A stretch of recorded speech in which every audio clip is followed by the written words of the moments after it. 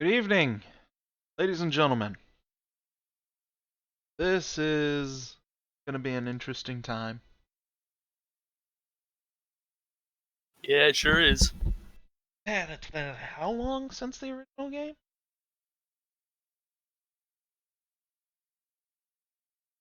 Hmm. Wasn't it last year you made it? It was for the 2015 Indie Game Maker contest. Yeah, last year. Oh yeah, it was August 7th released formally. For some reason I thought it was 2016, probably because I'm tired. Did they even have one of those this year, or? Nah, they didn't. They did not have the resources, which was kind of a Hmm. shame. But at the same time, I mean, I was glad because I could focus more on the booty project.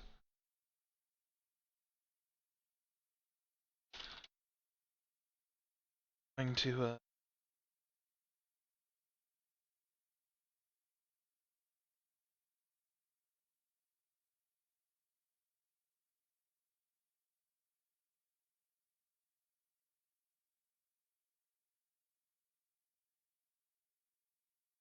things up, let everybody know about what's going on.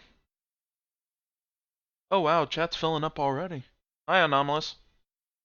Oh, I say filling up. There's like 4 people in it, along with the mod Shivers. That Shivers guy.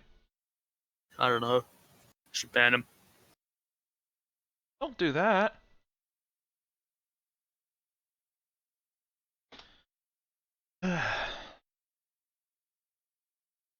Man, a year has passed so quickly. So quickly. It honestly still feels like just yesterday I was cramming everything I could into this.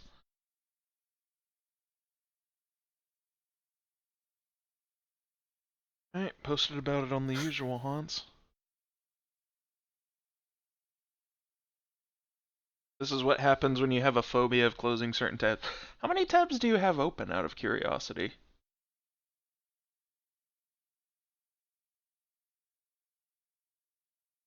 What, me?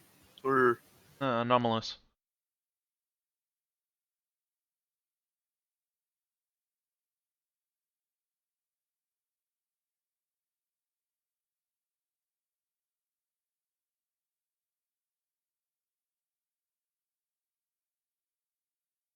Alright, firing up the game. Let's go through the intro sequence.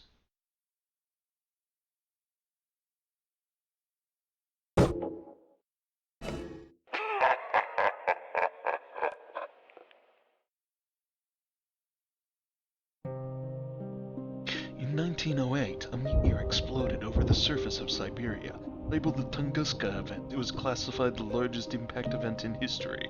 Nobody knew about what evil slipped into Earth that day. The year is 1915. The world has been thrown into chaos with the advent of the World War. Blood is drenching the streets, fighting is going on daily, and millions of lives have been lost. In Russia, it's especially violent. Okay?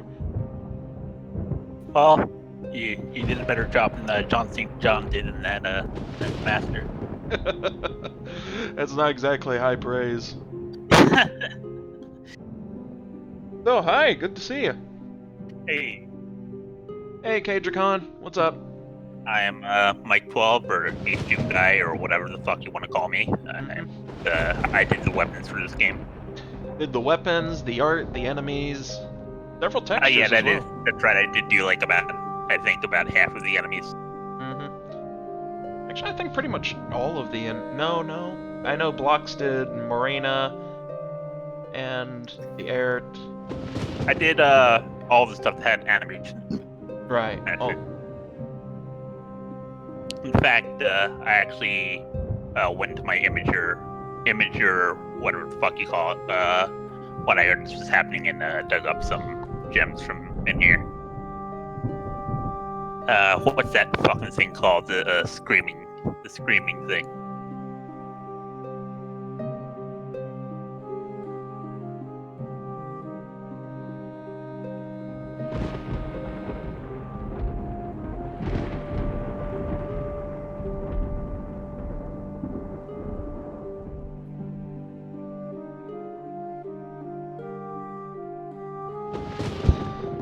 Ah, man, this intro sequence. Yeah.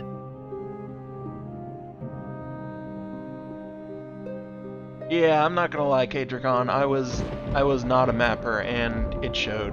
It really, really showed.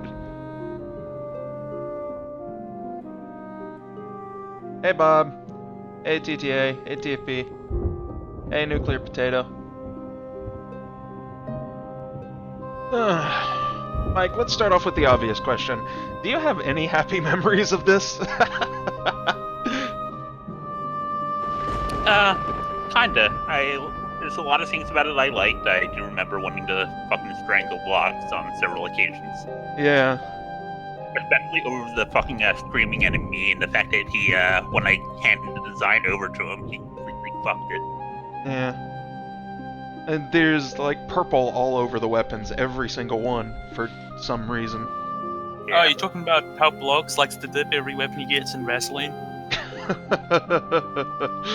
Oh. For a game called Nocturne in Yellow, there's an awful lot of purple everywhere. I wonder why. Yeah.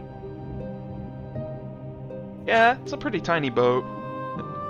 It doesn't have any oars. How did he get there? Did he paddle with his hands? Well, like, you see the candle in there, right? I mean, he probably, like, stuck it in the water and used it as jet propellant.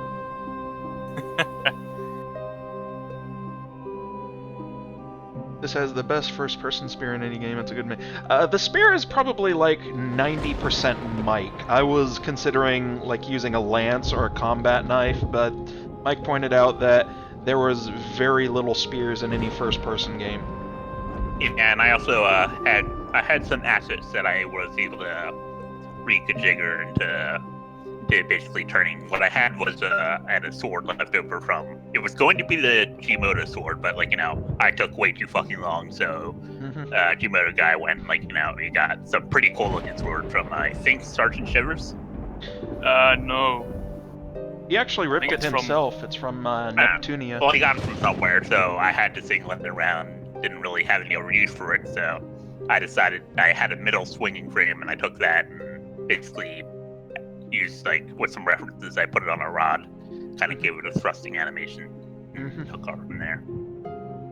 Boy, did it turn out well. It's actually, in my opinion, it's actually a lot better than the spear, because it is crazy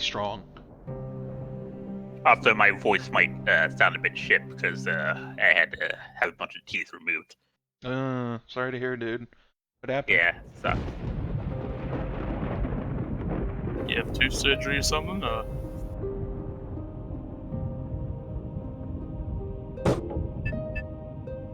Oh, well. Hang on a minute, my mic's messed up. Alright. So we're gonna play the game, or are we just gonna sit here and look at the boat? Yeah. the water animation. The water animation is pretty nice. Let's fire it up.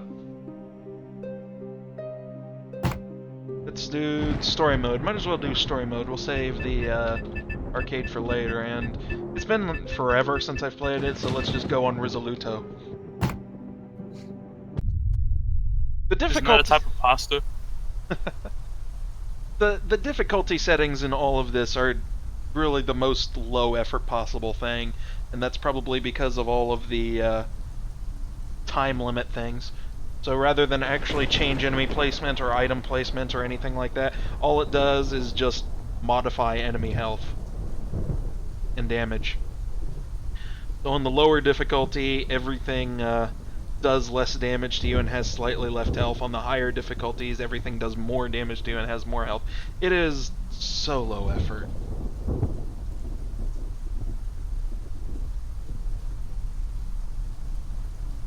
Anyway, I honestly kind of like the color scheme in this game. The only problem is that, thanks to, again, blocks, it doesn't really have quite as much rhyme or reason as it could have had.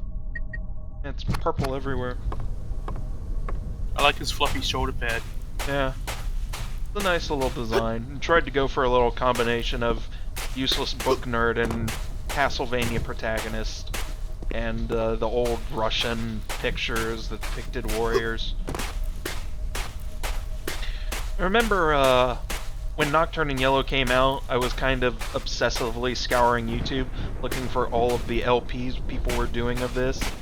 And there was this one guy, he jumped across the islands, made it to this section right here, and he had no clue what to do, where to go. He just kind of looked at these stairs and, go to the side, what happens if I dive in the water? And he actually scaled his way around the entire island without once going up the stairs and then quit the game.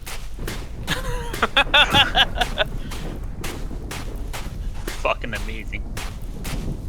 What are stairs, man? We just don't know. Water animation looks like it's been generated, so I'm assuming blokes put it together. Yeah. Yeah. I think Blokes did most of the a lot of the textures for this game. A lot of the textures were generated with CG background tool. Oh, the purple! Wow, I'm really noticing it now. Yeah. Even all over the bow for some reason.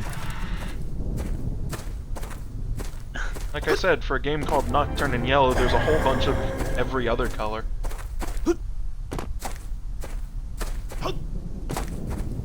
That's probably the first secret.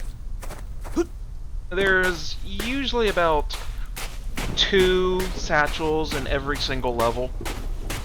So that means by the end of the game you got a whole ton of grenades. And the grenades are pretty powerful, so player can get real OP real fast. Of course, they're already pretty OP with the spear, but, you know.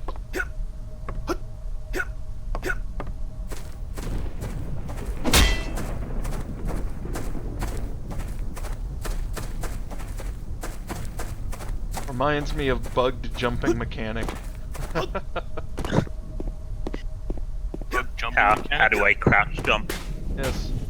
Why can't Metroid crawl? Why can't Metroid crawl? I've got kind of mixed feelings on the first level. I mean, on the one hand, I kind of like that it just slowly builds up the atmosphere. You have to kind of run and jump and roam around a little bit before you encounter the enemies. And even then, the enemies, they're just so far away, you can already identify them, go, I should probably shoot these guys, and then just 2 shots puts them down. So you like the first level because it's easy? Ah, easy is actually a real bad thing. It's a good introduction to the characters. It just feels like I could have streamlined it a little more, but, you know, 1 month deadline. Well, hey, I don't know, 5 years from the original release, you could make Nocturne in Yellow Special Edition. And put in a second character who's And like, I don't know, we can totally CD. convert all the sounds to OGT format at like fucking 12 kill Yeah, 12 KHZ. I remember Zazer, he was playing through this, and he suggested it'd be really, really nice to see a remaster of this, like sequel in red, with an optional side quest where you play as Morena. You just go around chopping down zombies. It'd be I really do cool. like the first level. It reminds me of this horror movie I really like called Dark Waters that takes place in just this like convent in this island in the middle of fucking nowhere. It's like off the coast of fucking Ukraine or something. Wow. the good old Ukraine. And it's got like roaming through graveyards, stabbing zombies. Not quite. It does have like a lot of Lovecraft shit and like killer nuns and shit. So it's actually a really well made movie. Ah, killer nuns, my favorites. Yeah.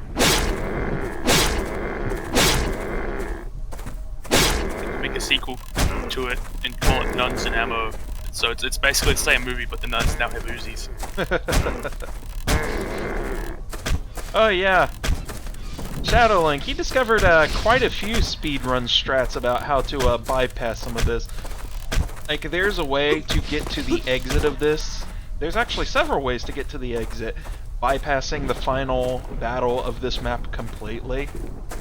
And, of course, you spend the rest of the day kind of gimped because you don't have an infinite ammo weapon, but for that you get the spear. Doesn't the bow have infinite ammo? With this, you'd bypass the crucifix, which is the infinite ammo weapon. You can never go back to the infinite ammo section. Oh, so it doesn't start off with infinite ammo? It does. It just powers up and becomes stronger with other infinite ammo. Ah, okay. Yeah, you don't go back to the normal mode of the bow. In hindsight, this was actually kind of stupid, because if I had done it now, there probably would have been a fail-safe. If you didn't get the crucifix, you'd go back to the unpowered bow. But, you know. Come on. I remember wanting to do a little bit more of the zombies. I think I wanted to make them a bit more bloody looking, but I get really obsessive. I get really obsessive over details like that, so I kind of just let it slide. If there's honestly one thing that could really define most of this game, it's, well, we had a month. Yeah, pretty much. Well, I mean, the thing about the enemies, though, is that they're all pretty clearly identifiable. Like, none of them look too much like another one. Yeah. That is one thing that I do like about this. All of the enemies have very clear, very distinct designs. Mike did a fantastic job on that. Let me see if I can... still think, I'm still laughing about those black furry things with the red eyes, because they still remind me a bit of critters. Yeah. Alright, let's see if I can do Shadow Link's level break thing.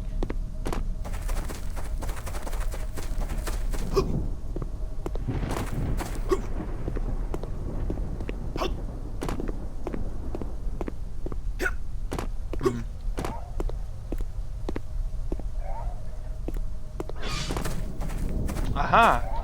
Come on, go over here, little guy. Come over here. Come on. What Link told me is that with a little bit of patience, you can actually drag an enemy over here.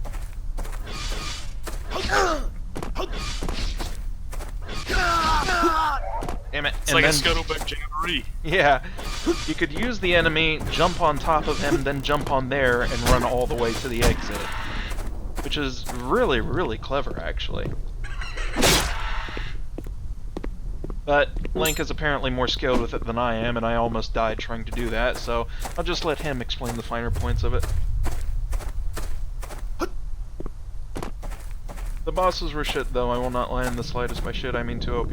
Yeah, I'm not proud of some of the bosses in this. Oh yeah, a couple of monsters have this kind of messy, and by messy I mean just lots of fluid and stuff, sort of solid black explosion. I actually took an earlier gore effect I did where like an enemy, I used it for Nightmare Gore and like a couple other things I'm working on. Mm-hmm. And basically I made it solid black for those enemies, and that kind of did the job well enough. Yeah. Oh, speaking of incredibly fun bugs, want to know the reason why I added the crucifix item in the first place? Because I quickly learned, hey, if I just leave this infinite arrow thing as it is, and have these stick into walls, they could attach to doors and not scroll along with them. Boy, I better make that first level only. And then guess what I put in the very first level? A door? Scrolling walls and doors, yep. So you hit the switch and... this looks off. Yep.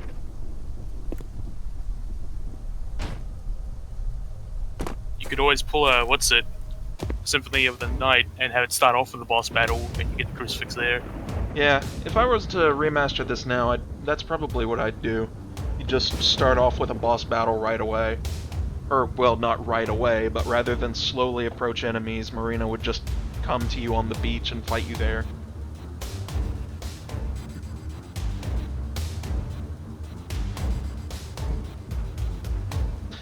The character portrait art was drawn by Nerd Murder, a personal friend of mine. We've known each other for so many years. We go way, way, way, way, way back.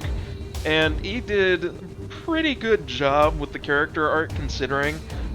If there's one complaint I've seen about Nocturne and Yellow's character art, it's that a lot of people say it reminds them of anime, which, frankly, I just don't really see at all.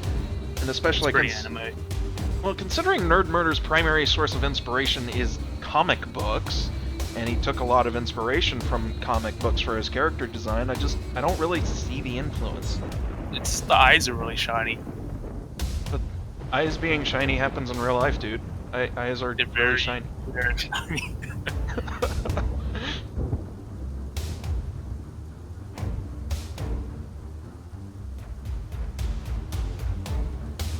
If there's another thing that I'd probably change, is that in arcade mode, Marina's health level here is absolutely batshit insane.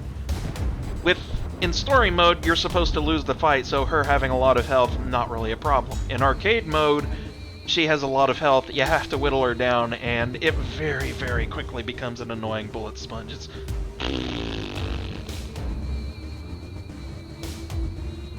I didn't realize she was unbeatable till I got a shotgun knife in the face.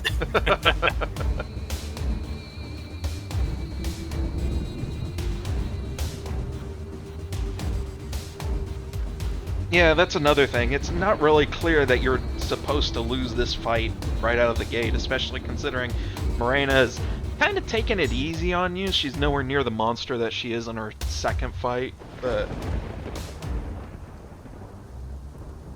style of face on Vic is very 90s anime. Really? I mean, I don't really see it, but hey, if y'all say it, then I'll go with it. I think it's specifically, yeah, like the eye shape, the chin shape, that sort of thing.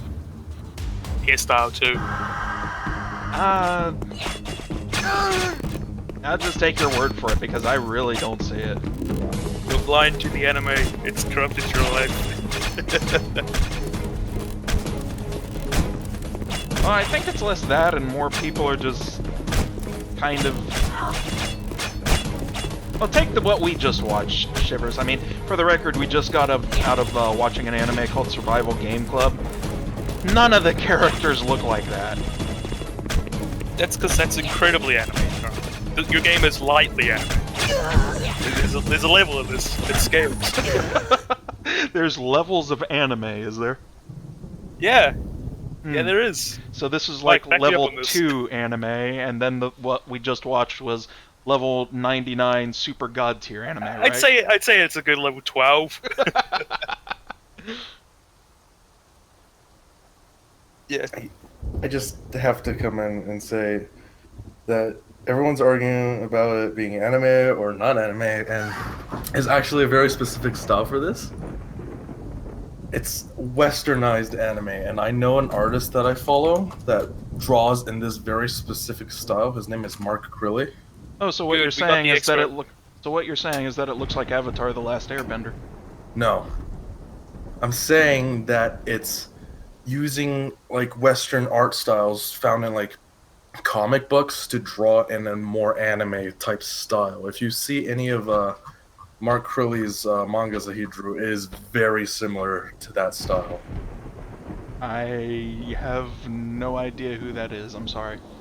I know he's not like super popular or anything, but when I saw that art, it looked exactly like that. I'm just like, you're saying like it's anime, it's not anime, and I'm just like, it's this like Western anime style that's not very popular, and it's basically like a mix between actual anime and the comic book style you were talking about.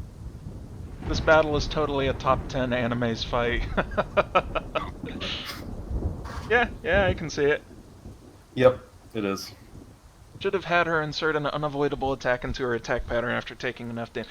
Yeah, that actually would have been really good, especially considering if someone is really good, they can just run around dodging everything for half an hour straight and never know that they were supposed to die to the fight.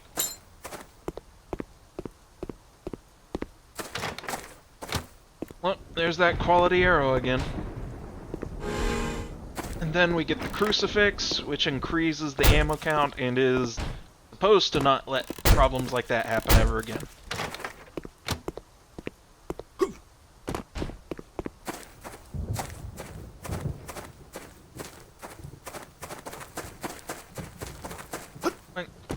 Yeah. With Shadow Link's exploit, you could actually jump on an enemy's head, jump up here, and then from here you could just run all the way to the end. Not have to bother with the boss. You'd miss out on the crucifix, but oh well.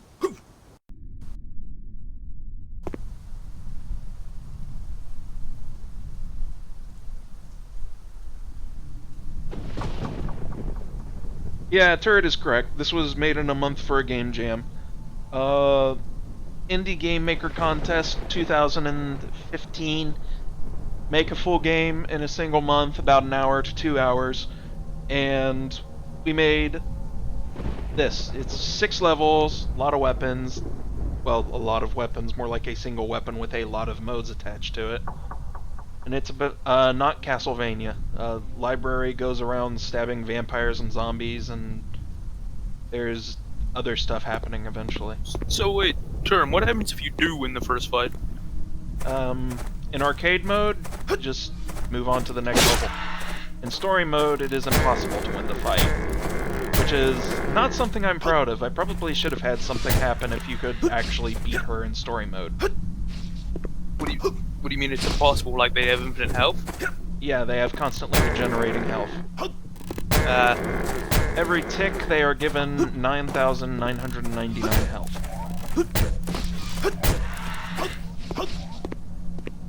How much health do they have in arcade mode then? In arcade mode, I think they have just like 4,000 health, 5,000 health. Which, again, a little bit bullet spongy with your brand new starting weapon. I should have lowered it down to maybe 2,000 or so. Yeah, that's like Cyber Demon health, isn't it? Pretty close. Yeah, it's basically the equivalent of fighting the Cyber Demon with a pistol. An infinite ammo pistol, but still. That does not sound pleasant.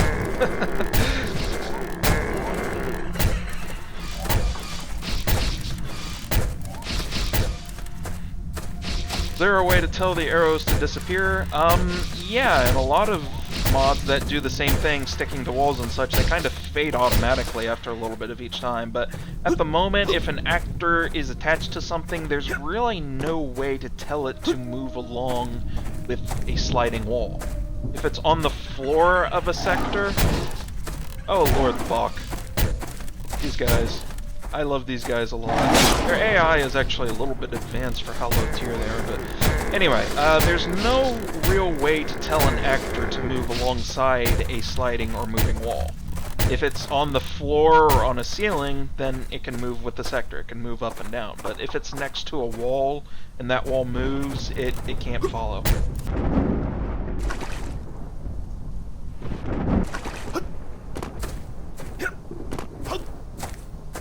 Yeah, I think it's because scrolling on a wall is basically, well, for some cases it's a graphical effect, but I think it also has to do with just the fact it's a 2.5D engine. Yeah. It's one of those limitations of the engines, unfortunately.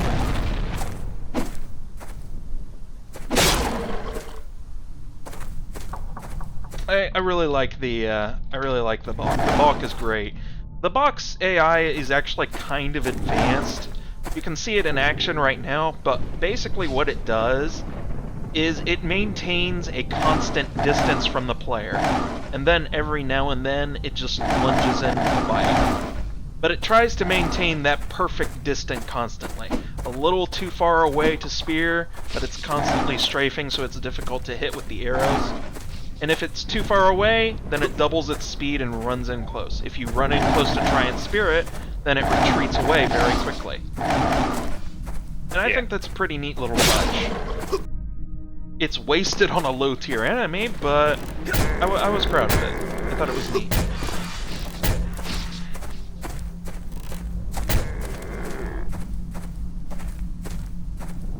So how'd you get it to avoid the player? There is a flag called Frightened, and when it's called, it basically has the enemy run away from the player rather than chase the player. So if the player is too close, I put on the the Frightened flag, and then call it a whole lot, having it retreat from the player constantly. And then it checks to see if it's at least X distance away from the player, and if it is further from the player, it takes off the flag, and then it starts strafing around left and right.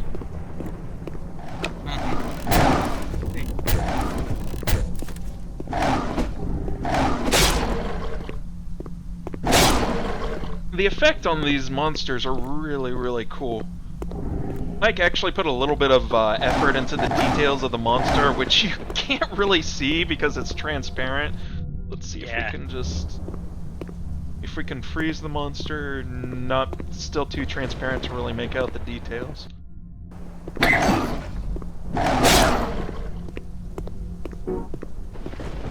remember watching one Let's Play, and a player turned around the corner, saw the balk, and they just went squalling. They quickly retreated away, firing arrows. They were terrified of the thing.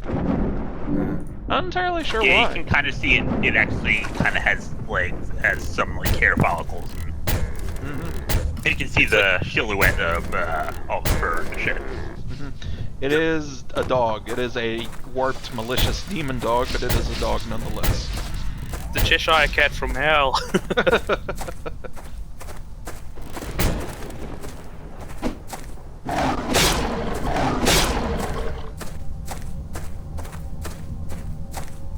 Archery and booty, a bow meant to ship combat. That would be one hefty bow.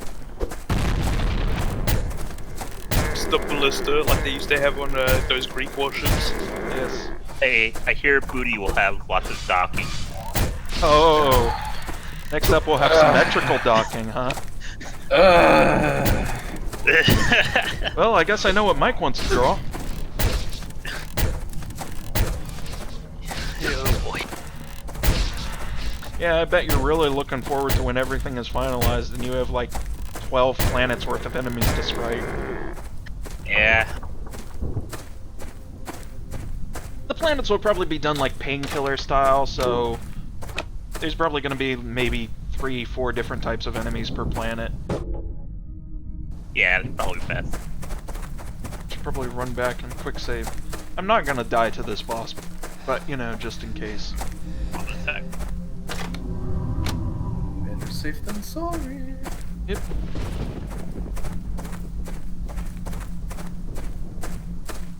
Not like you're speed running.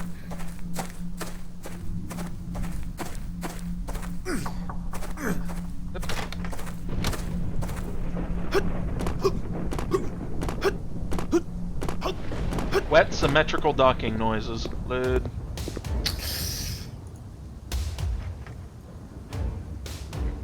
Ah. Oh, that hurts. You alright? Yeah, I'm fine. Wait, was that speech? Can you speak, sir? What the creepy bone? Yeah, here's another way you can tell that everything was done in a month. Look at all of that glorious cut-off graphic. It's a strange-looking Kako demon. Yeah, this is actually one of the areas where we recycled the graphics. The heads of the Zmai Gornik, pronouncing Russian is hard, but the heads of this dragon are actually recolored Kako modifications by Ariance. Ariance released all of his stuff into the not quite public domain, but basically the use whatever you want for the whatever the hell you want domain, and it's really useful for like zombie dragon heads. Isn't there a gun in Russian overcore called the Goryunch? Yeah. The name basically translates to dead dragon, and so the Gornich is a dragon. Man, I feel really, really bad because Nerd Murder, he put a ton of work into the portrait of this monster. You can tell there's all sorts of little details, little bits of pieces of shading, and then it just gets cut off to the side. Yeah. When I pointed this out to him, he just basically signed off right then and there. He's like, oh. Yeah, bother this nonsense. Next time I talked to him, he said he just wanted to curl up on the floor and cry. I don't really blame him. I don't blame him at all. Did this game even win? No, we did not win, but we were so close to winning. We were in the absolute final round of judging. Which game won? I would have to check. Huh. But I know some of the really, really impressive games won. So honestly, I'm not too unhappy with the fact that we lost, because there was some really, really good stuff this year. I mean, we lost, we had problems. Yeah, I can see it, I can accept it. There were some other better games out there. And I'm not gonna lie, this game has some serious problems. Yeah. Oh, here's It's worth pretty experienced stuff. Oh yeah, definitely. I'm not happy with the final result, but I am happy that we made it, because we did a whole lot. Also, this is a little bit of AI that I'm really, really proud of.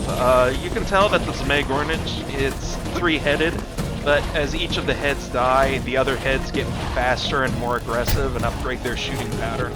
It's really nice. Yeah, it's a very cool arcadey kind of mentality.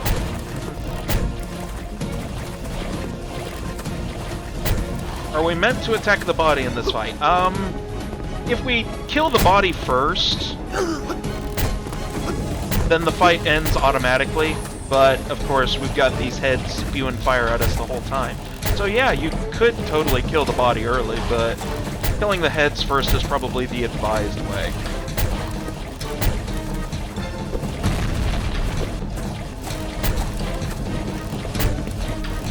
Because frankly, not looking at these things as they're firing at you is a very quick way to kill. Or a quick way to die, pardon me.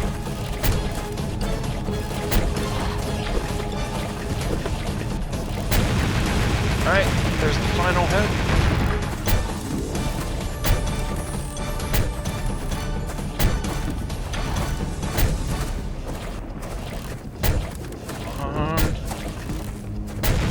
There we go. And here's the body of the dragon itself. And here's a question for you. Where in the world is it firing from? Where in the world is it firing from? Because it ain't firing from its neck stump.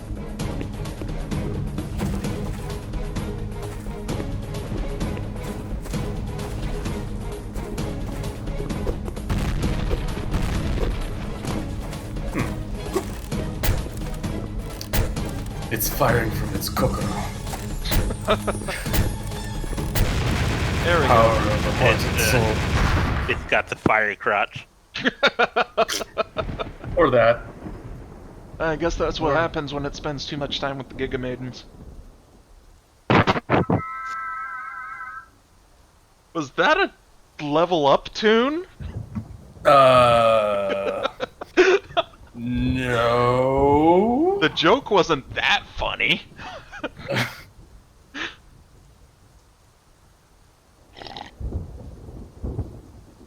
Turret, actually the fire has quite a bit of spread to it, so running in a circle would still probably get yourself hit quite a lot.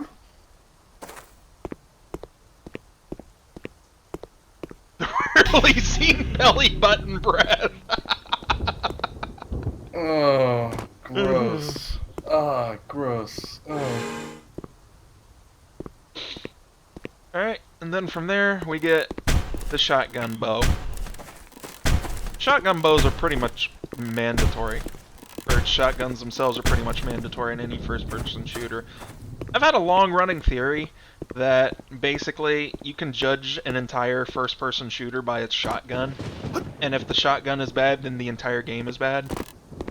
Which basically would completely disqualify this game, but hey, either way.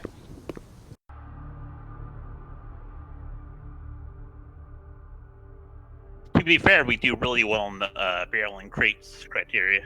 Oh yeah. I don't think there's a single barrel or a crate in this game. Then obviously we are the best game. So which balances it out? The fact that we have a shitty shotgun or the fact that we have no barrels or crates? Good question.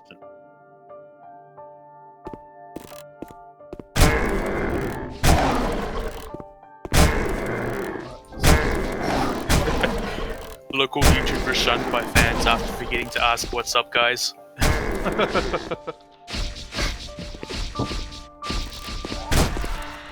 Spiral Power, the thing about the start of each episode, I tried to structure the intro of every episode so that it would make the best use of the weapon that you just got. Like, this entire hallway right here, you've got a narrow corridor, enemies bum rushing you. It's a perfect opportunity to use the Dragon Scale, the shotgun that you just got. The whole opening of this level looks like a fucking Prince album.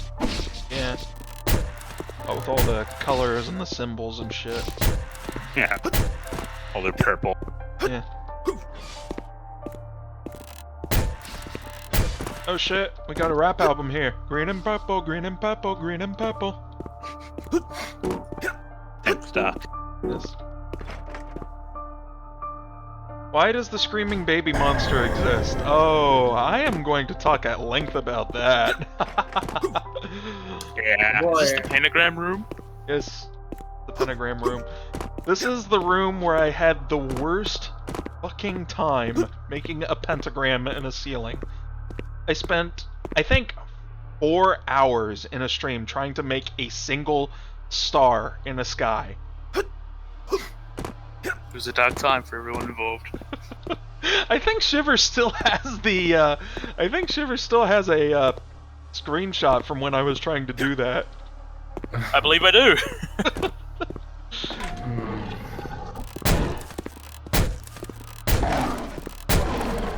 I like the design of the screaming baby monster. Honestly, I can't really take credit for that. One of the reasons why a lot of the monster designs are so diverse, partially because of Mike's interpretation and partially because all of these enemies are taken from Slavic or Russian lore. Like the ghost devil dog, the Bok, that is pretty much how it looks in lore. I mean, it's a giant dog with sharp teeth, 6 eyes, a very shadowy figure. And likewise, the Drekovec itself, it's a very long, bulbous-headed creature with spaghetti noodle arms and no eyes. And warts all over its face. Her head. Bulbous lumps. Mike really did a great job in taking these critters, taking them out of lore, how they looked, and giving them a really, really nice in-game design. Yeah, the screaming baby monsters, I remember what I did was that I wanted a kind of like weird, freakish walk cycle. So what I did was I looked at the Revenant walk animation, which is basically three frames that are looped back and forth to make it like a 6-frame walk cycle. Oh, yeah.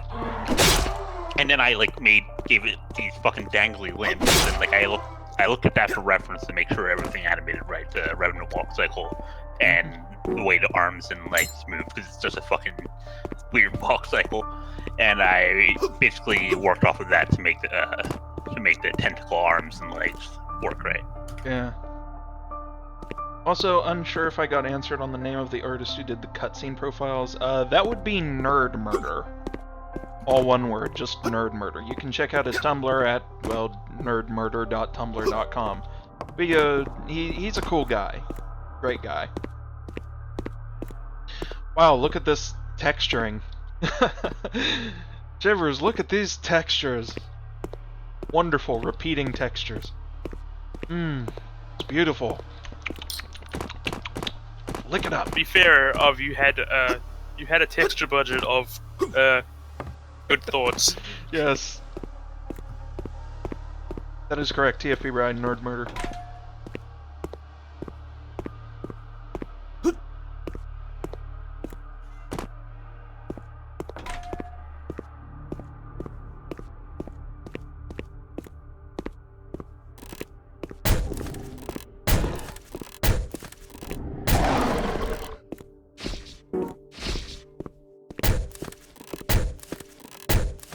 This is a lot of the level design in Nocturne and Yellow, probably due to my inexperience, but a lot of it is kind of based around the assumption that the player will just want to walk on ahead.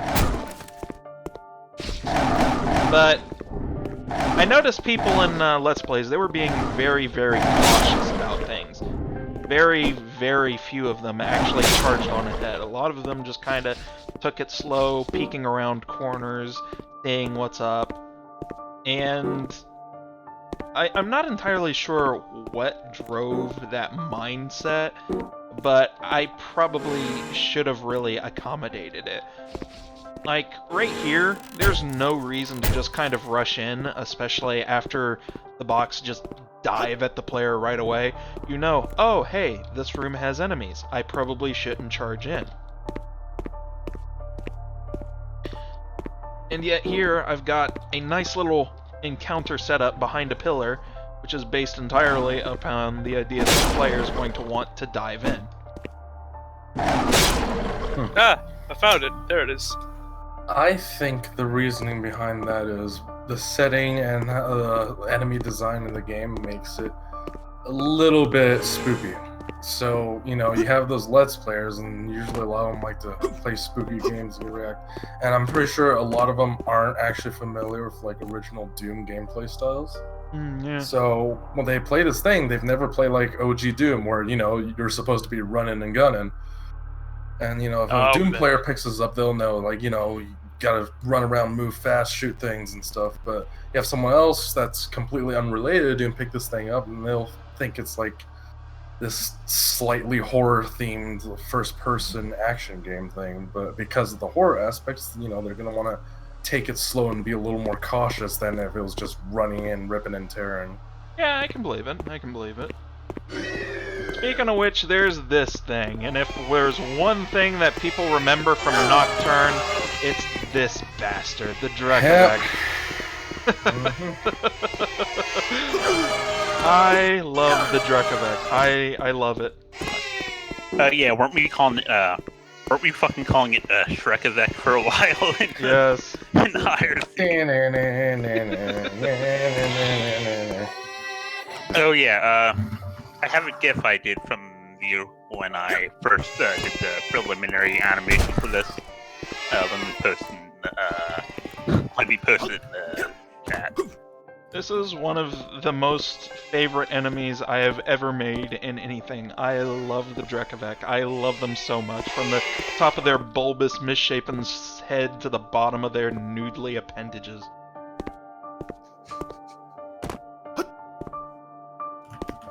But yeah, you can't really see it in game because it's so fucking fast. But in the original animation, like the original animation I played of that when I was first making the animation, it had such a fucking weird swagger to the way it moves. So I just gave it I drew on this fucking purple pin pad. Yeah. I love the design. It just looks so awful. It's disgusting. It's a disgusting, wonderful creature. And its role in gameplay is actually really simple. I mean, it's primarily a support enemy. It doesn't do a whole lot of damage. It just chases you down a lot, screams in your ear, and does a constant A-radius thrust. So everything in its range, it gets pushed away, pushed away, pushed away.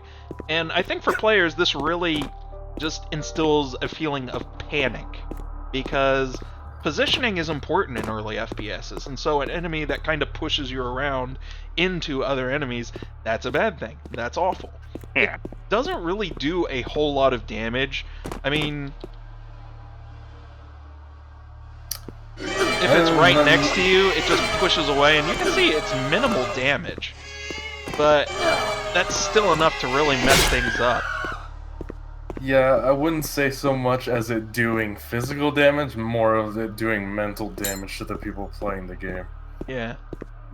It's an awful enemy, and I love it. I love it a lot. Oh, speaking of which, hey guys, you want to see a texture error? Man. Ooh, look at that glorious not texturing. I wonder whose throne room this is, anyway.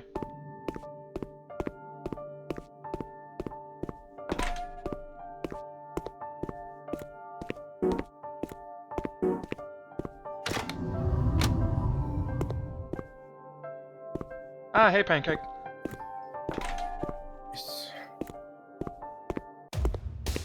Ah, this is an interesting enemy.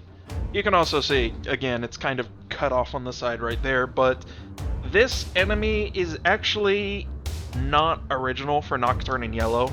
It was a different enemy made by a guy named Ravis. Originally designed as just sort of a practice. It was a throwaway Doom Demon. Completely untextured, without any attack frames at all. But he tossed it up on the VR forums, said anyone could use it, and I used it in this. And then I completely forgot to credit him in the credits, so, oops. Oh. Reve, he didn't really give a fuss. I mean, he understood. We were kind of on the absolute final day, weren't we? Actually, yeah, I remember. We were at the very last hour. We were still making changes. And then we submitted it, and first thing I said, I'm taking a fucking nap. And Mike said, yeah, I'm doing the same. Yeah, I remember that.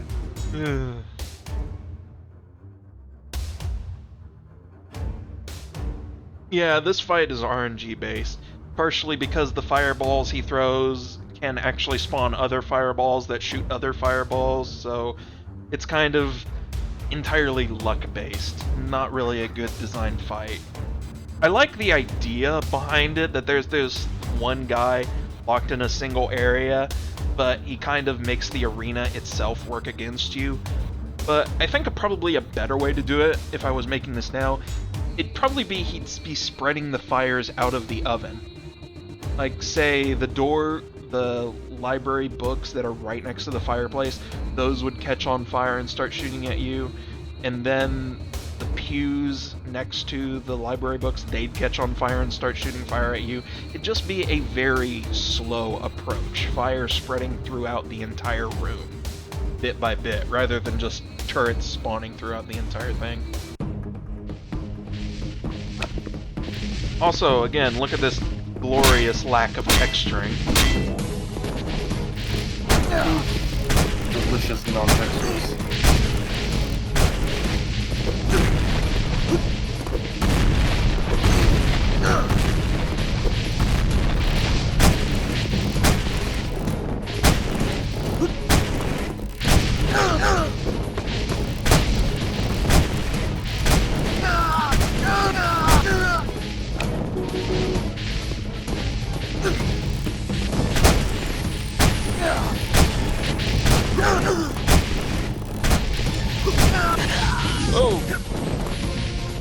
Oh yeah, here's actually a way you can just cheese out the fight entirely.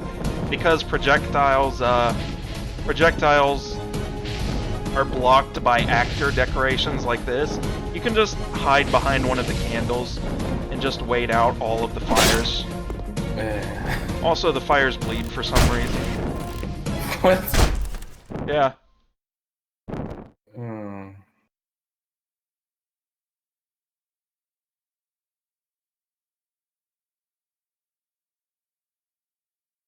How does Vicente keep his glasses clean? Magic. Magic, yes. They're hipster glasses. They don't actually have any fucking lenses. That explains a lot.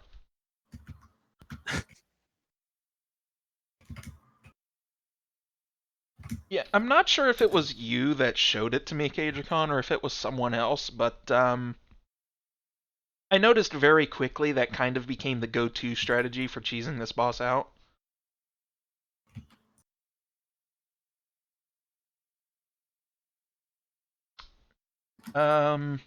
If you mean Domovoy, no, Turret, he did not have voice acting.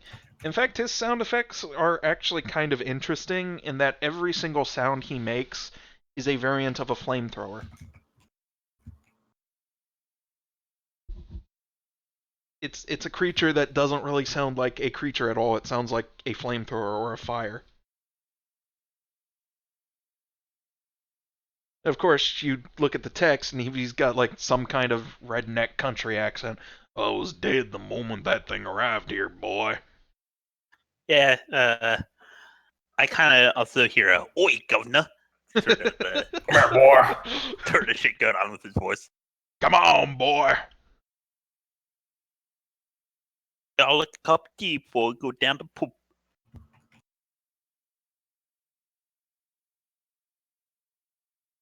Thought he sounded more Scottish. Yeah, I could hear that.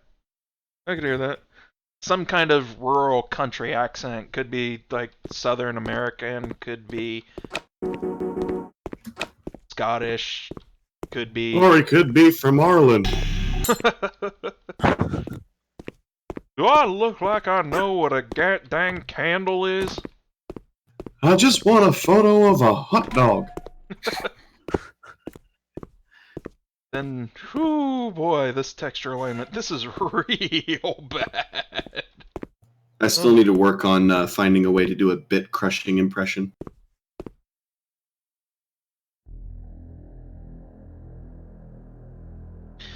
This is another example of areas where, Oh, that texture alignment. yeah, that texture alignment is awful. Mm. This is another example of an area where it just instantly demonstrates the utility of a weapon. Because, I'll show this shortly. Who made the sprites for the bow weapon anyway? That would be Mike. Mike did, like, good 75% of the sprite work for this. Yeah, the arms and gloves are also just my arms and gloves. I just took a photo of them, digitized them, and then blocks rubbed Vaseline over it. Called it a day.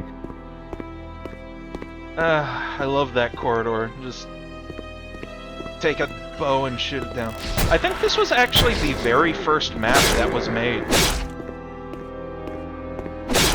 When I first decided, yeah, I'm going to make maps for this, this was the very first map I worked on. It was right in the middle of everything, so it wouldn't be too hard, wouldn't be too easy. They could just use this to really get an idea of how everything would handle. I used a whole bunch of placeholders for everything, so these monsters, they were represented by imps, the Mancubus was up here. These guys were represented by lost souls. These guys were pinky demons. Bit of a shoddy replacement, if you ask me.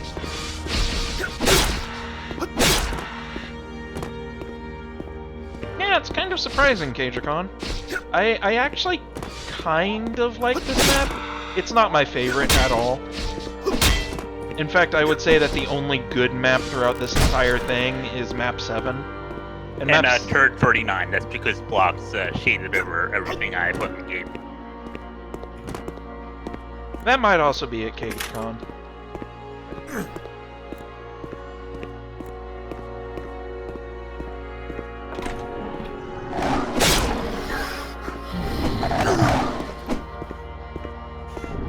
A Nocturne Remastered might be good down the line, but I'd rather do that when I don't have... $1 billion other projects on hold right now. It's less... I think it would be better, rather than revisiting the past to try and polish it up, I think it'd be better to just learn from the mistakes, keep going on into the future, and make more fun stuff. You can make a sequel! And it'll have, like, everything be better, and new mechanics, and awesome stuff. Then make a third one that doesn't quite live up to the hype, and everyone will say the second one was much better. And when we end the third one, it's just you press one of the 3 buttons, just regular. We actually did vaguely discuss plans for a sequel, and it'd still be nice to do one day. Remember, Mike brought up the idea that after World War I in Russia ended, a lot of the Orthodox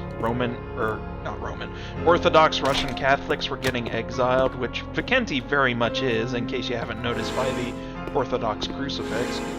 So you'd probably be heading over to another place, and another place that was really suffering after World War II. Maybe you've heard about, you know, the troubles that America was having, you know, the Great Depression and all that. Yeah. Or not World War II, World War I. Or was it World War II? I can't really remember. But the idea is that after the World War ended, Vikenti would be leaving Russia, head straight to America in order to try and escape all the horrors, but he'd actually be embroiling in a whole bunch of new horrors that he'd have to fight. Yeah. It doesn't help that early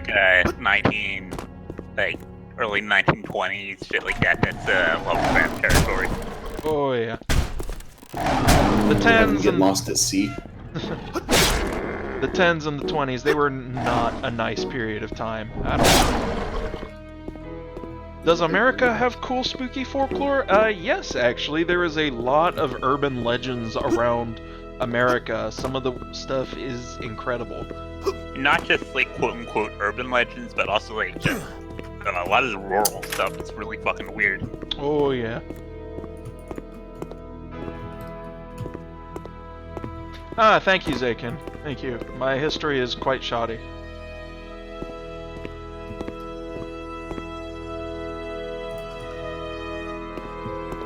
Ah, this room.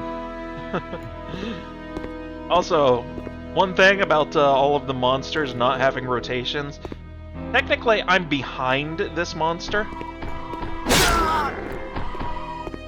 But of course, it can't see me because it's actually facing forward, even though it's looking straight at me.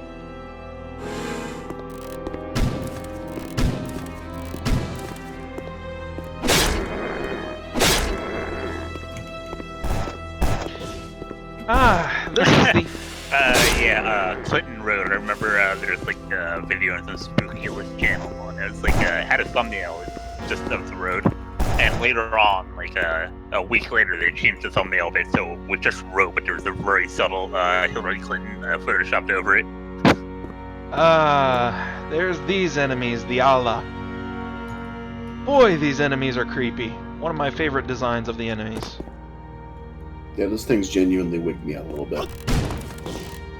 I think probably one of the big things about it is the contrast. I mean, you've got this very nice, pretty hair and what skin there is, very well kept, and then just decaying flesh and skull. This is actually one of the few enemies that strays quite a lot from the folklore design. It looks very little like it does in folklore.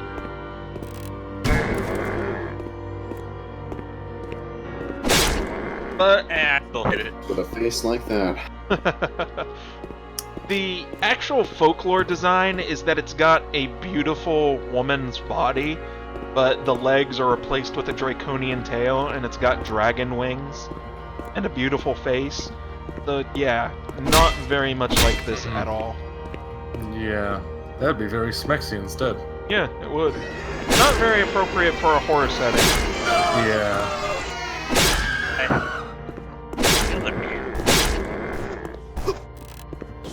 Of course, that just means we need to wait for the inevitable Mon Musume spin-off.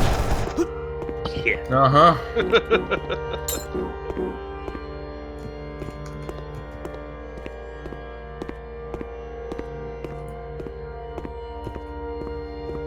It's a dragon Quetzalcoatl, yeah. That's basically what the Allah were. They were kind of general ill spirits of the wind and cold and winter, and that was their personification. Women dragons. Two very scary things. Oh yeah, Icarus lost his shit when he saw the Drakovec. I was real happy to see it.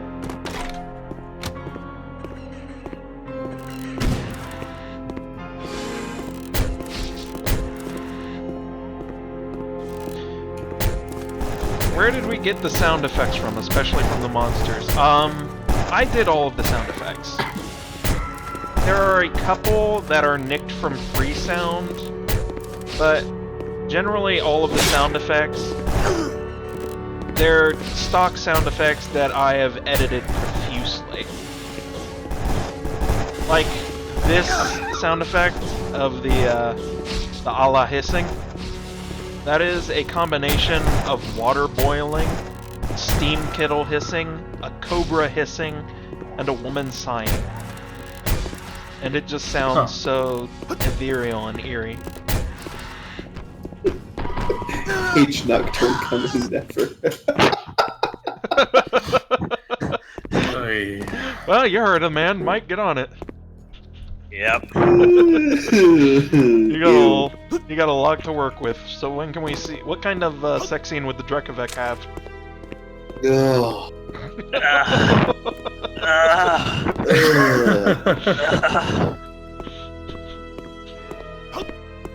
Good luck.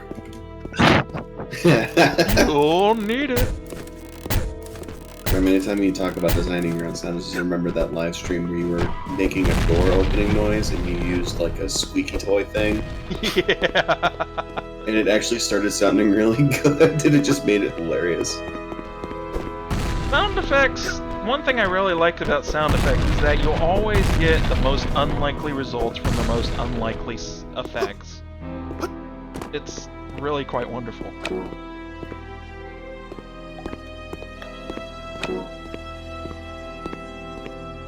Oh, I already got a very good view of the supermoon. It was beautiful. It was so bright it could apply to Harvard.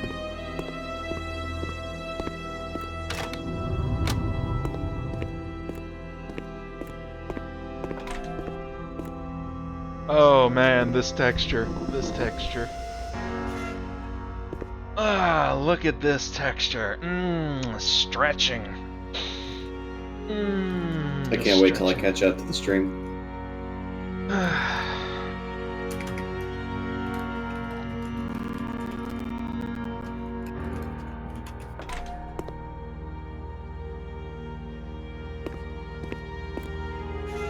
Yeah. That's... Ooh.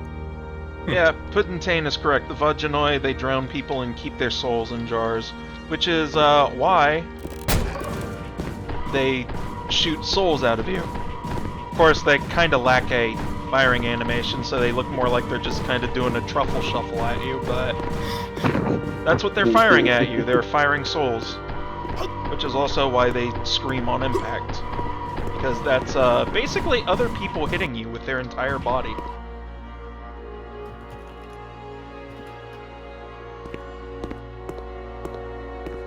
It's like he's firing it out of his dick. Look, I'm already getting ideas for H Nocturne.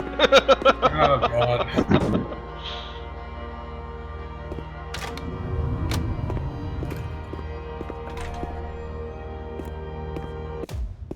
Ah, Koshé the Deathless. It would just be fucking Nocturne and Arrow.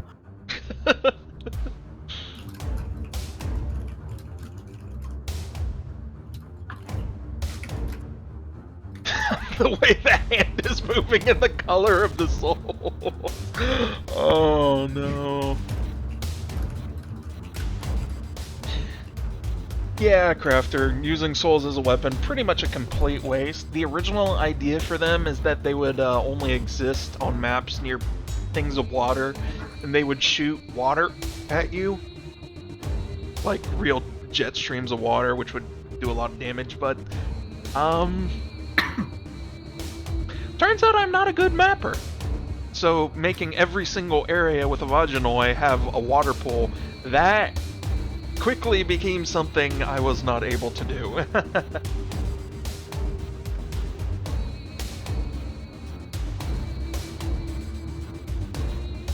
In retrospect, now probably a better thing to do, considering their entire MO is that they drown people. It'd probably be better served as like a burly melee enemy.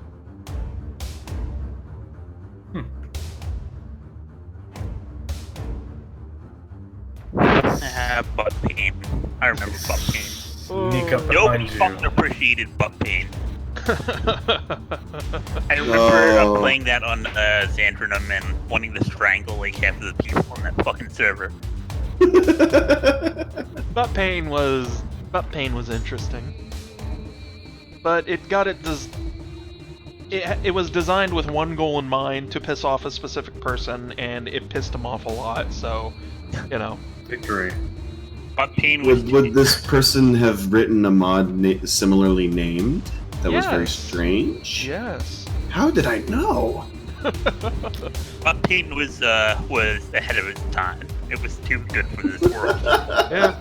Uh, And then Shivers expanded upon it to make the new sequel to Butt Pain. And then we got Root Pain 3, Butt Pain 2, Laundry Day. And now we're getting Root Pain 4, Butt Pain 3, Laundry 2. Buy the 50-cent DLC. Yep.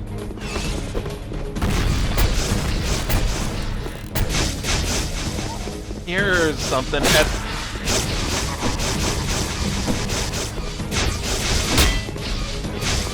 This is a fun battle, probably one of my favorites of the game. It's really, really fun. Just running around, having a good old-fashioned shootout with a guy that just rapid fires shots at you.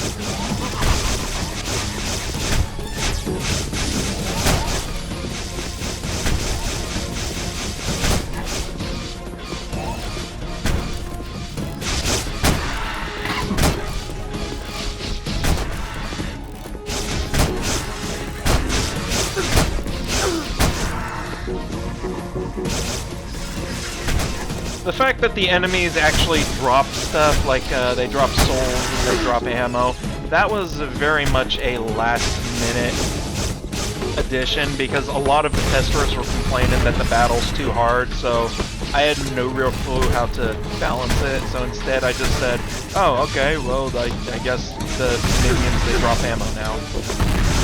And with just that one simple change, it turned the entire fight really, really easy. Because now, if you're really injured, you can just toss a grenade in a group, and of course they're going to drop a lot of ammo and they're going to drop a lot of health. It reminds me of something I fucked up on in early the base game where I just got to make have the monsters drop any kind of ammo. Maybe. By the way, like if I was going to do this now, what I'd probably do is have the fight last in waves. There's moments where the guy just comes off of his ass in order to fight you, and after you damage him, he just reclines back to his throne and sends waves after waves of minions after you. Yeah.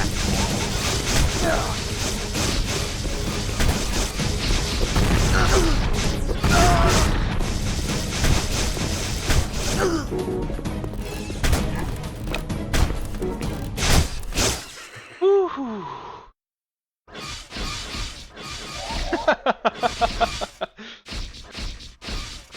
Enemies summoned after the fact always amuses me. Besides Butt Pain, this Demon Steel Ranger and Booty, has Term worked on any other projects? Oh, I have worked on quite a bit, actually. I mean, just off the top of my head, there's Samsara, there's Z-Doom Wars. Cyberrunner kind of died an ill-fated death, but...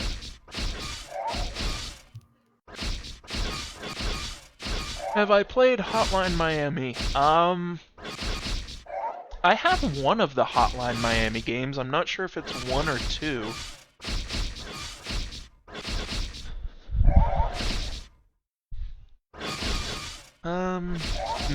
I'd have to check my Steam, but yeah, I've played one of the Hotline Miami games. Pretty interesting. I really like the format of just instant death, instant restart, instant death, instant restart. Xandronum actually added a feature which makes this incredibly easy to replicate in the engine. They added Reset Map, and what Reset Map does is it obviously resets the entire map. Everything that happened unhappens. All the enemies that died revives. Items respawn instantly, etc. It's basically restoring the entire map as if you started it from the very first time. So for something like this, it would be incredible. You died, just reset map, go back to the beginning. You died, just reset map, go back to the beginning.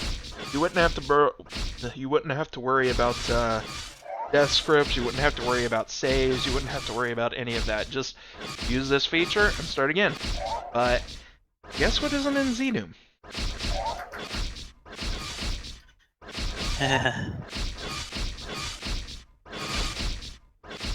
Yeah, I'm kind of surprised Ranger got mentioned before Samsara as well. I mean, Ranger is kind of...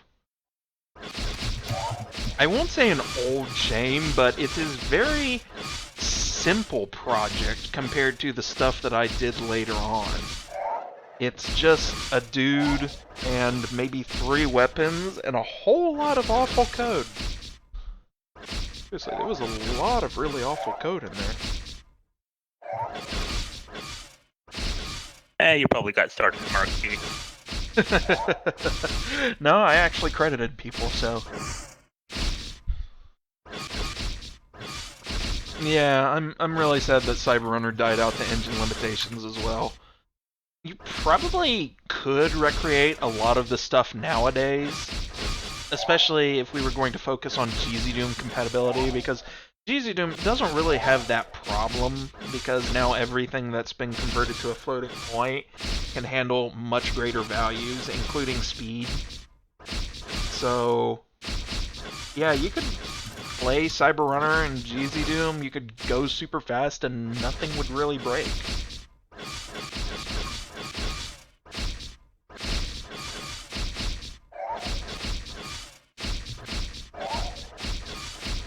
Yeah, some of the heretic weapons that I made for the completely non-existent Ranger sequel, those were interesting. The Hellspitter, something that could be done a lot more easily now. With just a set angle and a set pitch.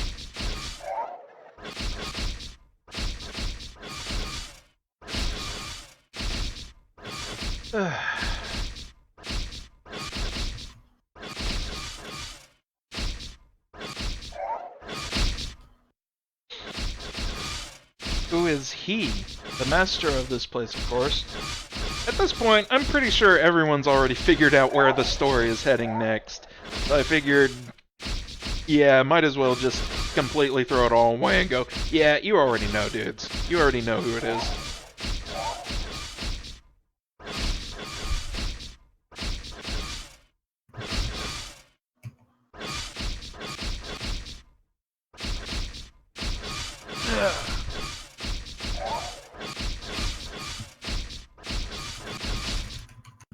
Doom script, kinda funny about that. One of the biggest features of Doom script was implemented already via anonymous functions. But now Graph and company are working on a successor to Decorate called Z-Script, which basically takes the entire rest of all of the Doom script functions and implements them. And it's on the GitHub right now, I believe. I mean, there's an entire working branch dedicated entirely to Z-Script. So, DoomScript is not only happening, it's technically already here, and it's coming again. So, DoomScript will be happening twice. Coming again, and again, and again. They don't stop coming, they don't stop coming, and they don't stop coming. Much like Doom Guy himself.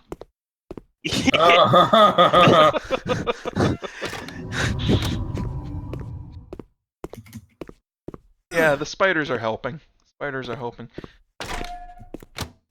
There's one thing I do like about this map, it's how it all entirely loops back on itself. You exit, you get this, and you go all the way right back to the beginning. Oh, this is where I started.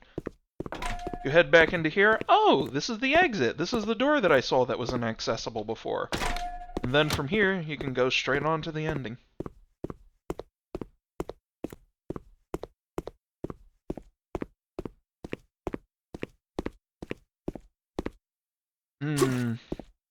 Altar of Blood.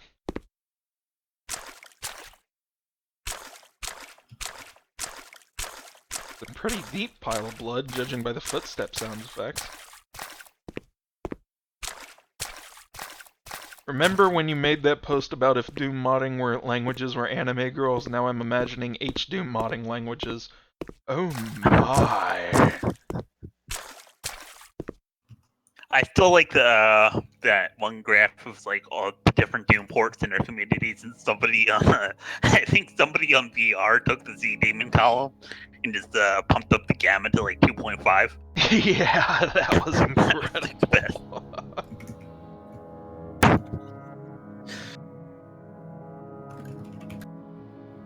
VR is truly a wonderful and magical place. Probably one of my favorite Doom forums to actually discuss things on.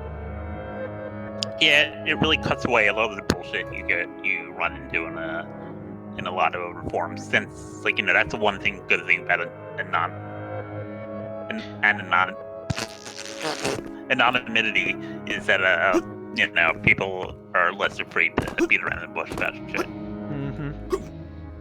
I mean, Nocturne and Yellow, it had a lot of problems. There were a lot of issues. And I noticed after I released it, a lot of the people were going, wow, this entire thing made in 1 month, that's incredible! And then on VR, dude, there's a lot of issues here. A lot of issues, a lot of problems. Like, yeah, I messed up. I remember Dusk in particular, he was just brutal. He was brutal with his criticism, and I loved every moment of it. The Anti-Cathedral. This is another map that can be really, really broken real easily with speedrun strategies. And it's actually not only not that difficult to do, but it's easy enough that a lot of people, when they were going in their Let's Plays, they managed to do it entirely by accident. Oh yeah, this is where you first encounter Count Chocula, isn't it? Yeah. The Oopir. I like this effect. Little portal effect, it's pretty neat.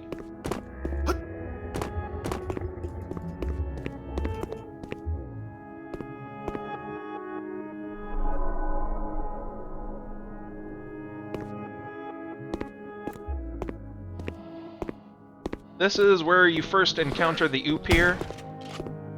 And here we get a wonderful barrier of quality, or a wonderful indicator of quality. We get a tank level enemy, Baron of Hell Health, with a hit scan weapon that can make mincemeat of you.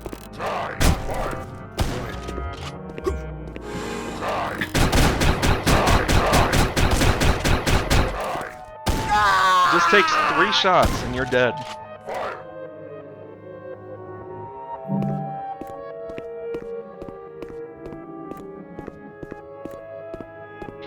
It has the best tunes. Yeah, I had a lot of fun with this song. It was really, really fun. Of course, it's not the least bit original, because pretty much anyone and their mother can tell what I used to make this song.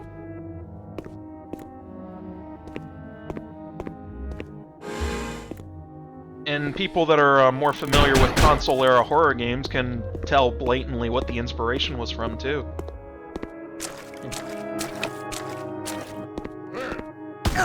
Ow.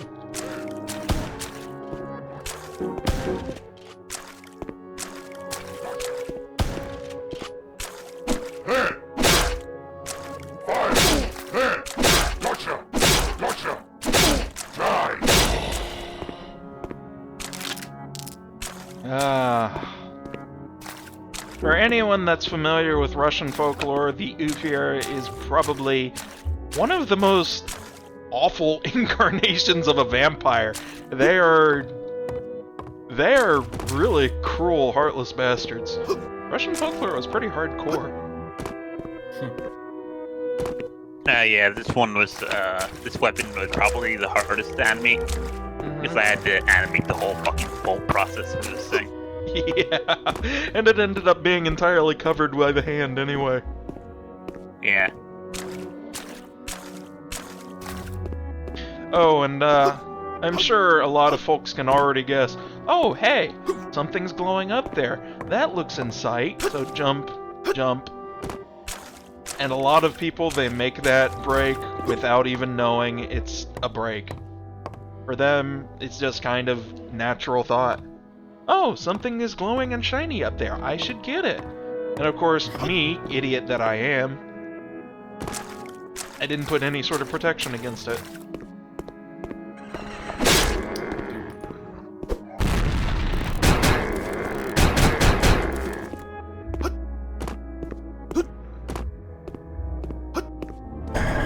Second most obvious secret in the game.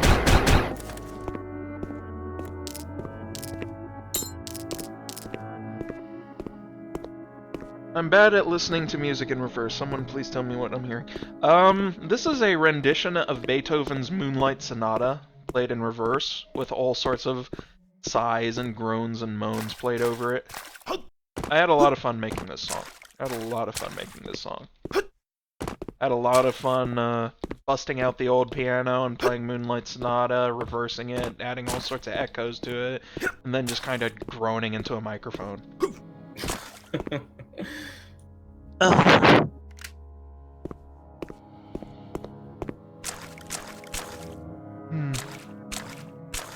Even if the idea is kind of cocked up, I do like the idea of the anti-cathedral.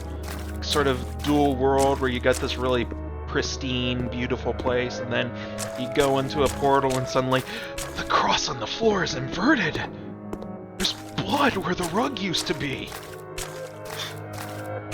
Hyper-realistic blood everywhere. Hyper-realistic blood. And yeah, another reason why a lot of people, they do that break. Oh, something's glowing up there, I should probably get it. But, so where do I go from here? Now, for folks that are paying, like, autistic amounts of attention, you'll suddenly notice that the ceiling over there, very bright. Very bright. I mean, it's really light. Beforehand, that didn't exist. But, I mean, that's not exactly a blatant cue at all. And there's something moving over there, yeah, but you can just barely see the head. It's not a clear indicator at all, so yeah, I'm not surprised that this is the path a lot of normal people take. I completely cocked up.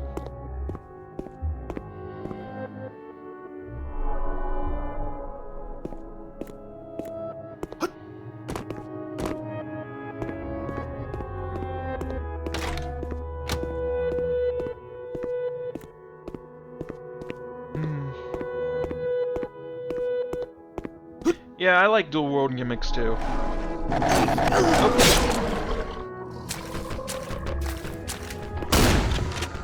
And here's an opportunity for the player to instantly use their cursed rifle, and it is strong. It is real strong.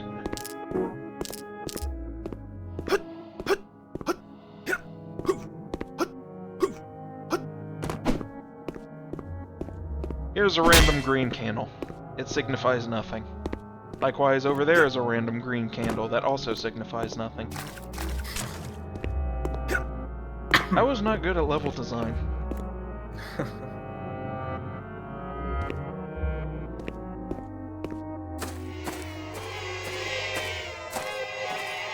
And here we get the Drekavek again. The idea here is simple. By placing them up here, they shove the player around, shove him into a pit. Player takes a little bit of damage.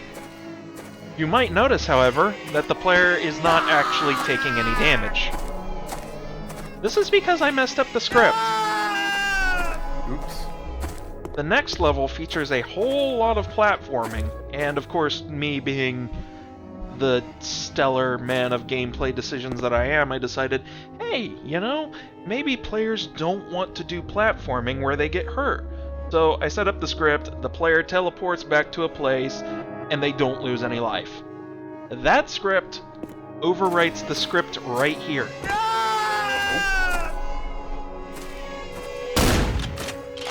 You got up.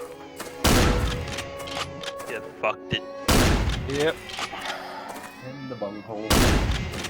I completely messed it up. So this encounter is not dangerous at all.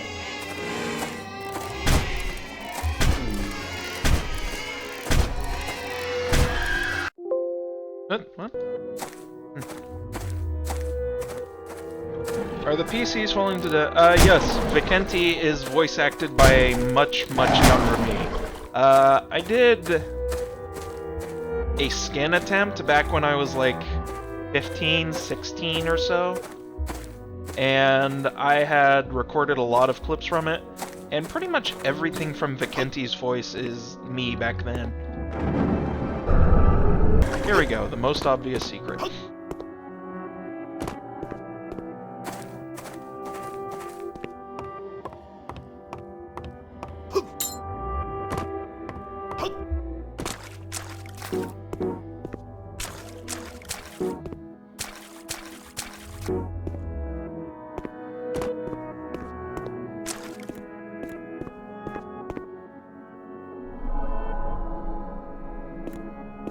Alright, and then from there, I kind of like this effect. This effect of, you've opened the final door, go up the stairs. Oh no, this is the anti-cathedral! We've gone from the normal world into the anti-world!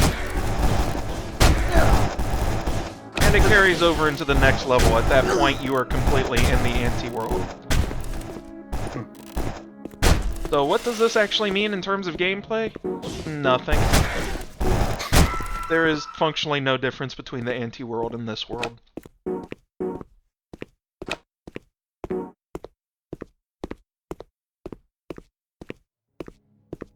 Ah, yes, the king in yellow.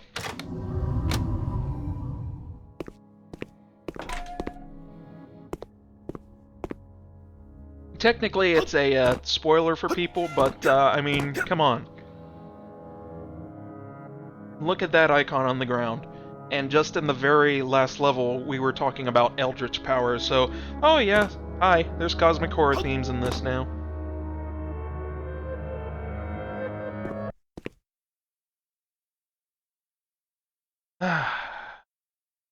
And here we have the king in yellow. With an ability set taken straight from literature. For those that are not familiar with the original story, the King in Yellow, it's kind of similar to the Masked Red Death in Poe's story, in that he is a robed figure in a singular color that wears a mask. And if he takes off his mask and he looks straight at you, and you look straight at it, you die. And so that kind of manifests in this fight, which is basically a souped-up version of Ghoul's Forest, because we all know how much quality Ghoul's Forest was.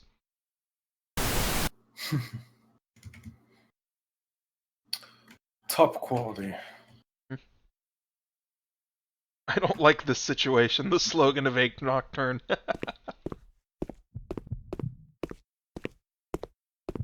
The gimmick of this fight is very, very simple.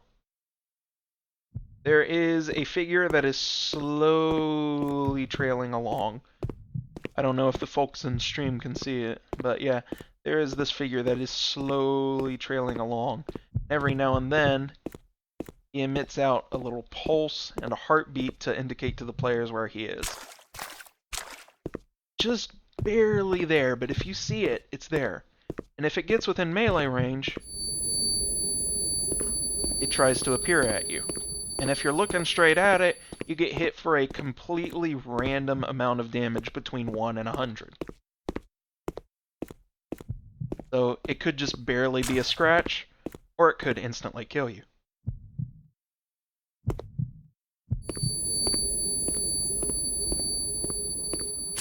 It's a pretty interesting little setup. What level are we on? We're on the Anti-Cathedral. We're doing the boss fight. Cool. Where's the boss? We're fighting the boss. I don't know, it just looks like an empty room. That's because the boss is a sneaky guy. Sneaky.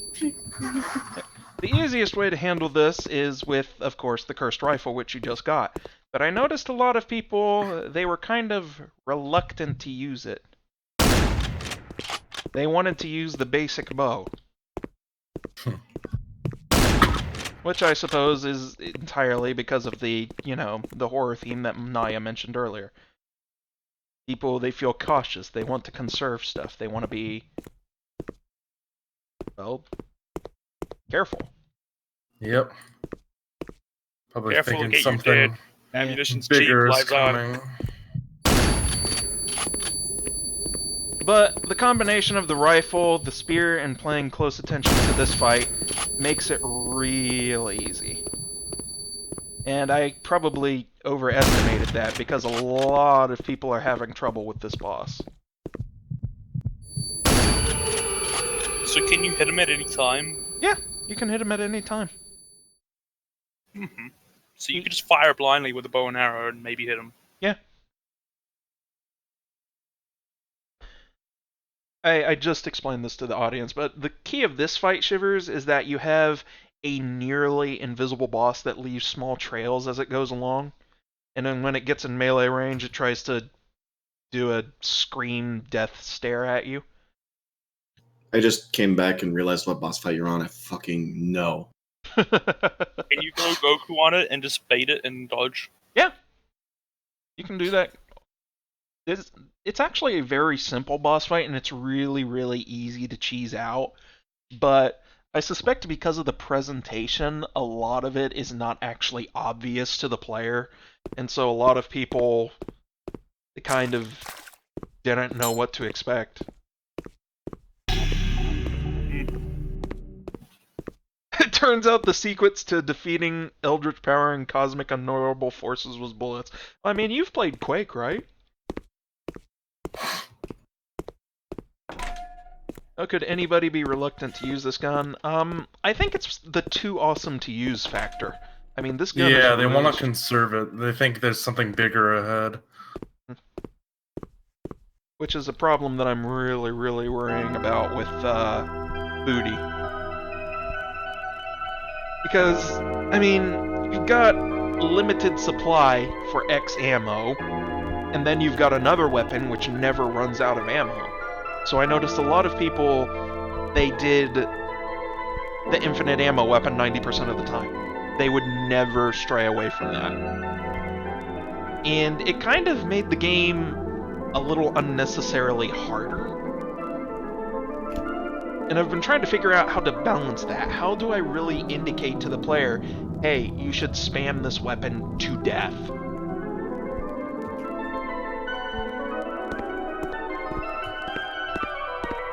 Yeah, that's another thing to consider, Spiral. Yeah, Zaken knows his Cthulhu. I guess that makes sense though, because I mean, like, with all the sort of H.P. Lovecraft fiction, the bad guys are always like, "Oh no, it's a scary monster. What do I do?" And then they get eaten by it. They're never like, "Oh, I guess I have like a gun. I can try shooting it," because they're not like immune to all types of attacks. They can die. The Mafia actually did pretty good in standing up against the forces of Cthulhu. But of course, the books are never about the Mafia. Yeah.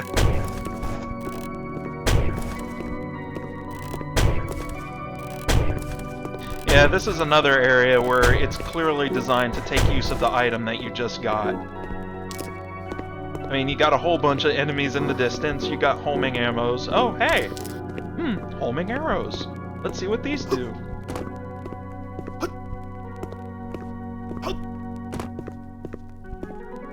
Is that based on if it's equipped? No.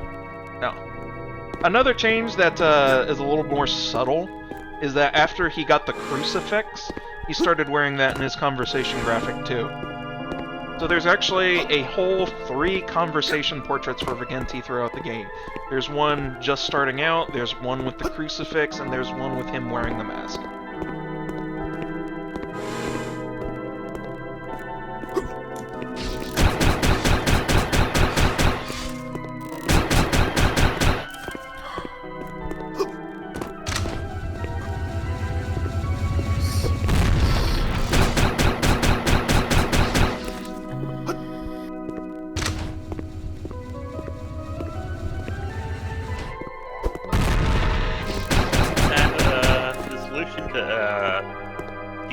We're destroying Pennywise that's hitting the weak spot for massive damage. Yeah. Pennywise was basically a giant spider, wasn't he? Yeah, and he had like a thing that opened up and he shot that when it opened up and that killed him. Yeah, the homing arrows, they cost way too much. They're incredibly useful, but cost way too much.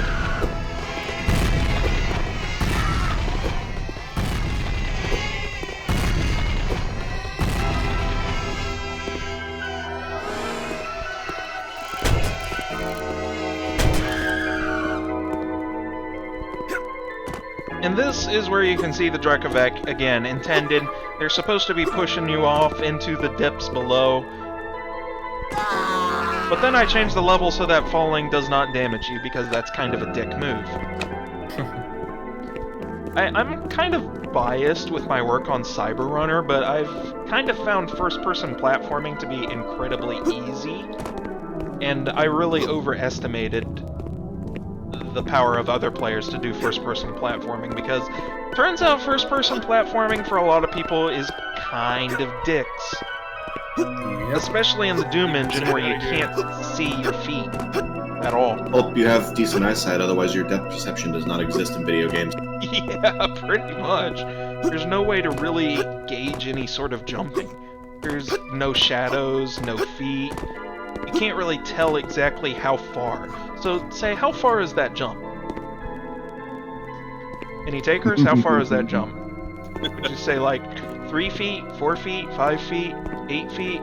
How far can you jump? See, I mean, I've never had a problem with first-person platforming unless it's unclear whether or not you're supposed to jump to the platform or not. Yeah. That always gets me. I just realized. You go ahead. I played Rise of the Triad, and the first-person platforming that is real fun, because 1, you can't jump, and 2, you can't look up and down very much at all. And of course, you can't talk about first-person platforming without bringing up the second act of Half-Life 1. Speaking of which, Terminus S13, have you ever played Half-Life before? If so, have any aspects of it inspired your project? Yes and no, respectively. I played Half-Life, I went through it, I went, huh, this is a game, and then I closed it and never looked at it again. I still haven't finished Half-Life 2. It has not aged well, I can tell you that.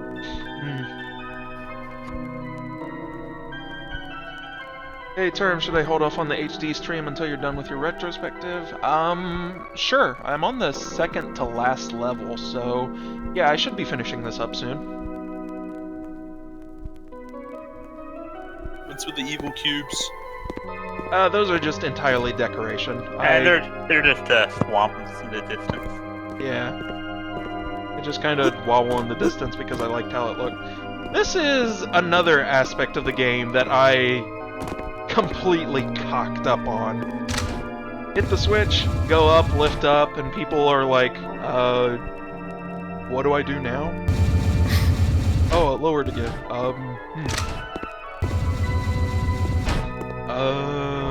See, I would not have noticed the invisible. Yeah, a lot of people did not notice the invisible platform. They see What the you should have candle. done is put the candles closer to each other. Yeah. A lot of people, they noticed the candles floating and they were thinking, oh, okay, so I can go there? And they didn't expect any of the areas in between. I mean, there is this one big, massive, invisible floor, and the candles are just the borders. They're indicating where the platforms end. But yeah, you can run all about, left, right, anywhere in between. And a lot of people did not know this, because frankly, it was not obvious. A lot of people, they were going, candles, okay, slowly. Yeah, I would not have gotten this. Walking slowly. Walking all this way, reach the end. Yes, solid ground! Oh, it's a secret! What do I do now? It was another area that I should really have improved upon. Yeah, I would have done just like a straightforward path. Put the candles really close to each other. Yeah. Oh, hey, Dime. Good to see you here. And yeah, I am not Tormentor. Tormentor S613. 616. 13, 13, 13. There you go. 13, 13, 7. Oh boy, here's the box again. Brought back only after I remembered, oh yeah, I have this really cool enemy I'm not using anywhere.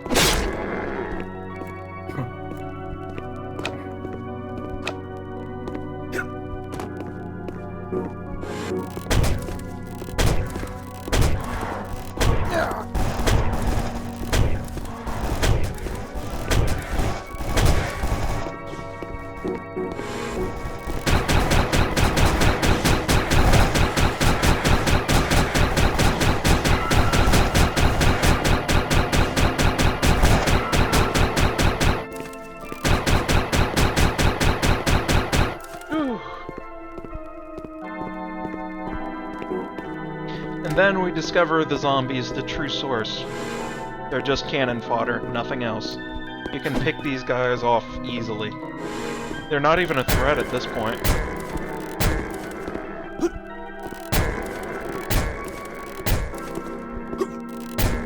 Oh, and this is another area that is especially infamous to me. Can you guess what the problem with this ledge right here is?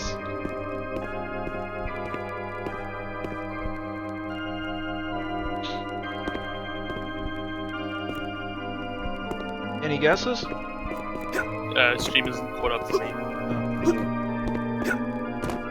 Oh, you talking about? That looks slightly too high. Yeah, it's a bit too high.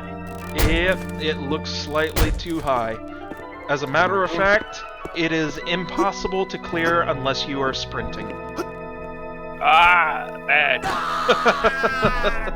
Yes, it is impossible to clear unless you are sprinting. Guess what function is never explained in-game? Sprinting. Yeah! Yeah. That's why you put a little step there, so you know. Yep.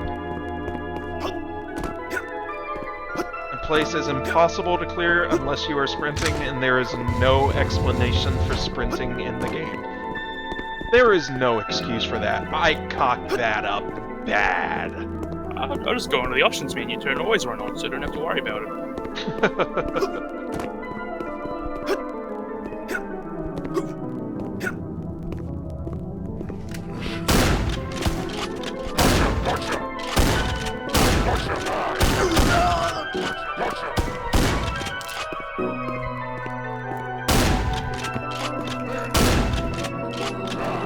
Well, certainly 6. We work in the Doom 1 and we don't work in the Gold Source in Quake 1, so I'm not sure Terms won't ask about that. But, Gold Source in Quake 1, I remember playing that leaked out for Half-Life 1. Or not really that much different. It doesn't need a palette, there's a bone structure system that Quake doesn't have. Quake's animation system is really weird. But Half-Life 1 actually has like skeletons for the model and shit. Yes, sprinting in real life does actually allow you to jump higher. Because you are putting more momentum into the movement. It's not that I would much imagine higher. it makes you... I thought you just jump further. No, you can also jump higher. You're trying to jump high when standing on the spot makes sense, because you don't have any momentum where you are. Yeah, I mean, if you jump standing in place, you can barely make any height at all. But if you jump after sprinting, yeah, you can jump a lot higher. Higher? Really? Yeah. I don't know. Yeah.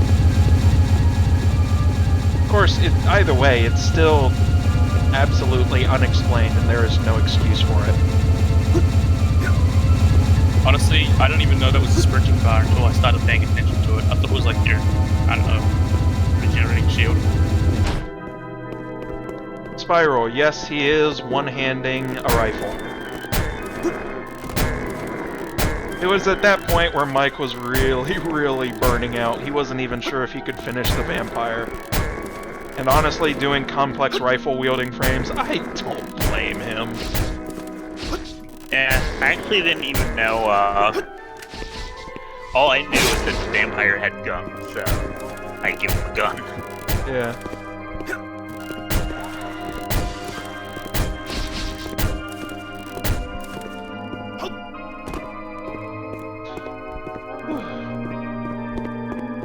And from here we But go... yeah, the umpire was like the umpire. What umpire? Umpire. Whatever the fuck it's called. It's like one of the Yeah, it's an furry- umpire. It was like the very last monster I did, if I remember correctly. Yeah. And you said after that, just fuck this. Yeah. We were all just so burnt out at that point. Yeah, Jesus Christ. Oh yeah, here's a little bit of an interesting little thing. Can anyone guess what this sprite is based off of? Which sprite did Let's see if the stream will catch up.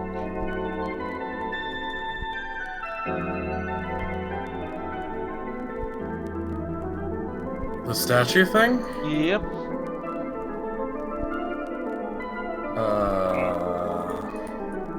don't know. I'm thinking a lot of things, but I'm thinking Kind of even looks like more. a cake to me. A cake? What? A cake? Yeah. Well, I mean, the lower It looks like an evil Cthulhu tentacle monster version of a Virgin Mary statue that has a hood. My imagination goes places. Don't ever count on me to guess something. You are half correct. Me as some form of dessert. Half correct? What? Yeah, it is a variation of a Virgin Mary statue, extending her arms wide and welcoming people. Except it is a completely different character. This is not the Virgin Mary. This is actually Morena. Could have fooled me. Yeah, does not look a thing like it, does he? But that is who that statue is supposed to be. It's Morena doing the Virgin Mary pose. Well, a I don't know, statue they of look like they're Morena. about to drop the hottest album of 1908. MF Doom about to play Hot Beats and Doom. Alright. And then here we go. We got another great Morena showdown. Whew.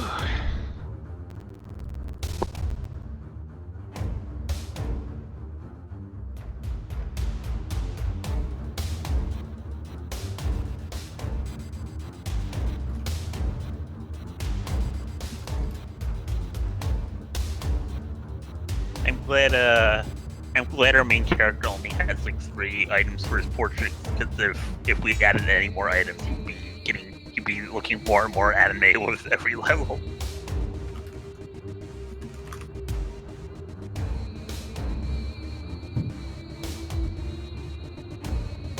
Sorry, say that again? I got distracted by taking a drink. I said I'm glad there's only like 3 wearable items to the protagonist, because otherwise we'd have only more and more anime with each level. Yeah, he'd end up looking like a JRPG protagonist at the end. Morena is, in fact, the hardest boss. This is the second iteration of Morena, and she is, to be frank, a complete and total bitch. She is the hardest boss in the game, and on the highest difficulty level, she was actually invincible. She was actually completely invincible, and I had to slap a fix out for that at the absolute last minute, because I was a dumbass. Of course, who plays this game on the highest difficulty anyway? I'd imagine like some folks, they'd probably play it once on normal difficulty and then, that was a game, and never play it again. But either way, it was a stupid bug that I can't believe actually made it through until the very end.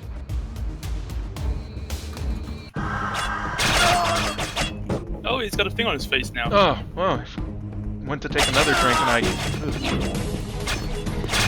didn't notice, but his picture changed. Now he's got a Mike Myers mask on. He's wearing a broken telephone while on his dick. Yeah, and this is another reason where this fight not very well done, because a lot of people did not know you could step off this platform and be perfectly fine. Whoa, what? Yeah. What? You can just walk off that? Yeah. That makes... Why don't you just put some health out there or something so you know? Yeah, that's what I should have done. I should have put it like on the very outside, just outside the actual map.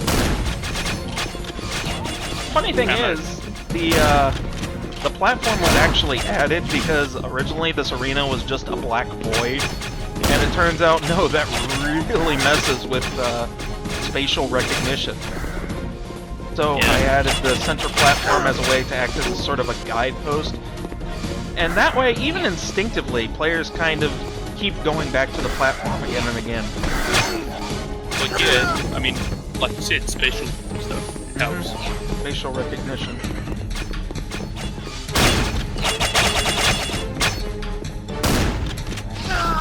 It's amazing that in that, it actually introduced a new problem, because people had absolutely no clue they were able to get off the platform. See, like, the problems with map 1 aren't that bad. People who messed up on it are really dumb. But at this point, throughout the game, it slowly becomes more and more easy to see why people had issues. Yeah. Frankly, I'm not that good a mapper. Did you make the maps one after the other? Yep. Actually, I kind of That's- jumped around a little bit. Like, I started on map 4, that was the very first map. But this was probably the final map that was made. I don't know, it just looks like you can see the time you had. Sorry. It goes from maps when you were just getting started and so you didn't have enough experience, and then it goes to the maps that you actually had enough with and you were in the zone, and then you gradually burn yourself out and you get maps like this, I guess. Yeah. That's pretty much pretty much how I'd describe the maps. I'd say out of all of the maps, map 7 is the only one that's really good, but map 4, the one I made while I was starting to work on it, it's actually kind of an interesting layout. It could actually make for a solid Doom level. It's even got the whole looping back on itself feature that's so prominent in other Doom levels. And then every other level, it's either nondescript or really kind of annoying.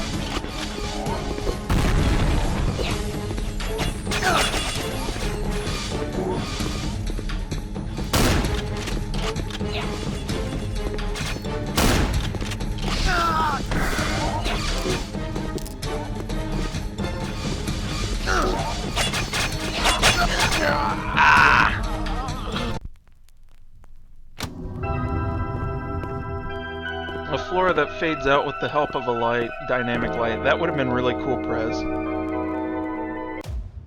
Is there a spider limit? No, there is not a spider limit. She can just keep on spawning eternally. And you can tell at this point I was completely burnt out on boss ideas because, hey, what can I do to make this boss fight a little harder than last time? More projectiles. More. A lot more. Functionally, she's not at all different from her first iteration. She just throws more at you. And she has more health. And yet, in those two changes alone, she very quickly becomes the hardest boss in the game.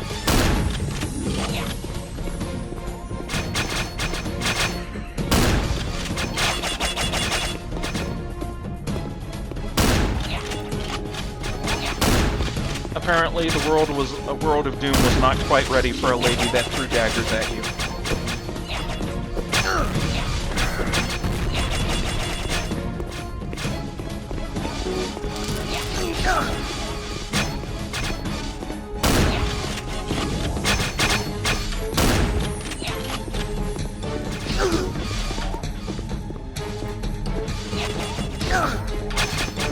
I would not say that made the final boss harder, I would just say that made it more obtuse. When you actually figure out how you're supposed to beat it, the final boss is really, really easy. But even with this, if you know all the tricks, you know the secrets, you know the way to fight it, it's still a pretty hard battle.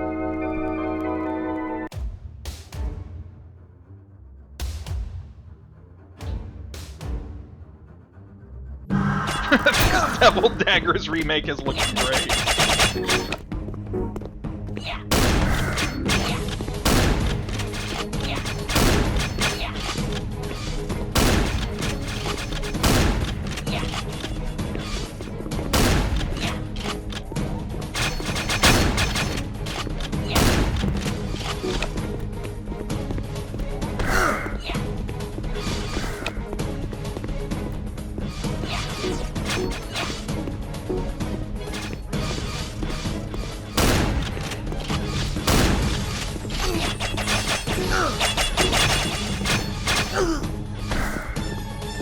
I can't even remember how Morena's voice was made.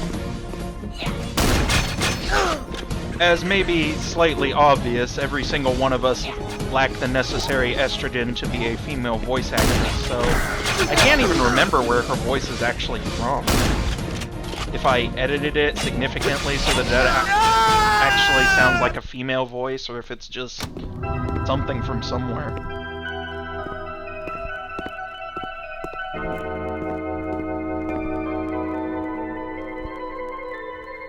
I'd say I have the talent to draw upon my own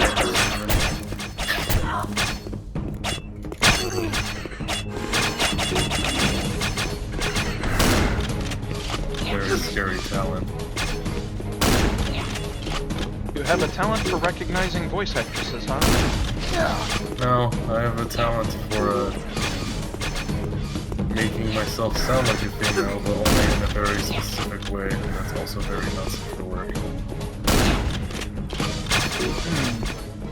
That sounds like a skill you and I have in common. Oh? Yeah. You should ask Shivers how, some of the pranks I did on TeamSpeak.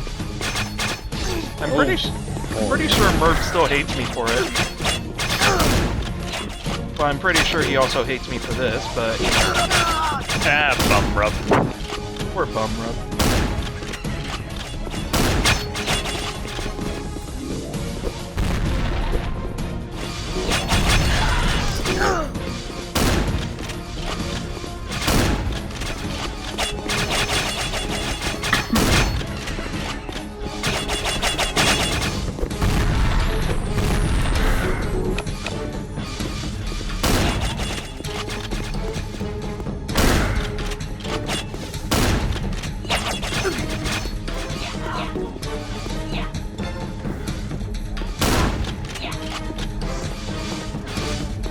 Hey, Kira.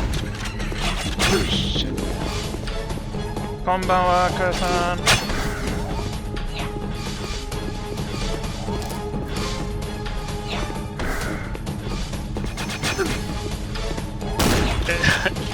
This is break hard for you. Hi.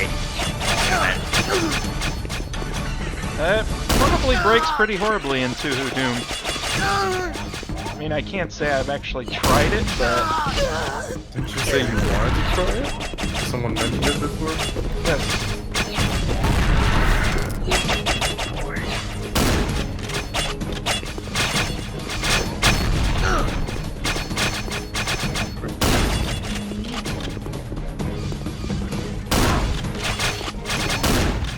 Oh, my last bullet. Oh no. Whew.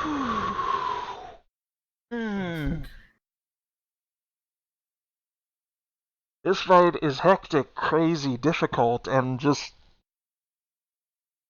I'm gonna take a breather after that.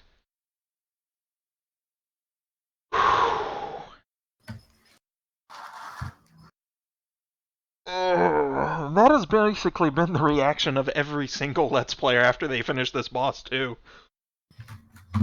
I remember one person, he was recording videos of this. He spent half an hour on this boss. Oh my.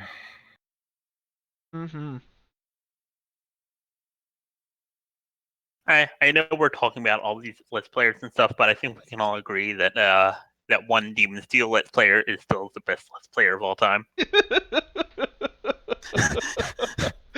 Let's not name any names here, but yeah, he was... I don't even remember the name. I just remember the pictures. He was great. I really liked that guy. He was so enthusiastic about it. He had no clue how to play, but he was having such a blast. It was great.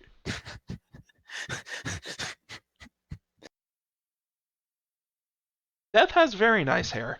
Apparently living The from 200% mad thing was so fucking good. His expression was so perfect. Yes. Death has very nice hair. After like millennia of culling human souls, apparently you pick up some hair care tips. Whew.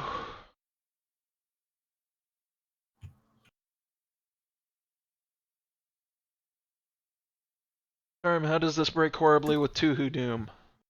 I think I already answered that question, but I'm kind of coming down from an adrenaline high, so I'm answering it again. It would probably break pretty horribly.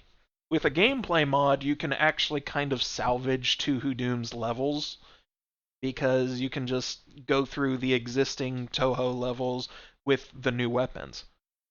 But in a thing that replaces both the weapons, monsters, and levels, there's not really a whole lot of ways they can intersect. I mean, maybe you'll get lucky and there will be some ID numbers overwriting each other, so maybe you'll find Remelia Scarlet instead of Death.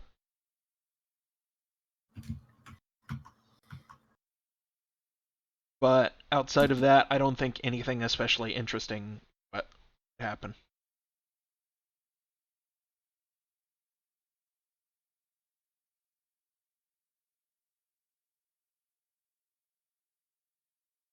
When's Nocturne and Swan Fox? Never, hopefully. I think I can live without going through any of the Swan Fox games ever again.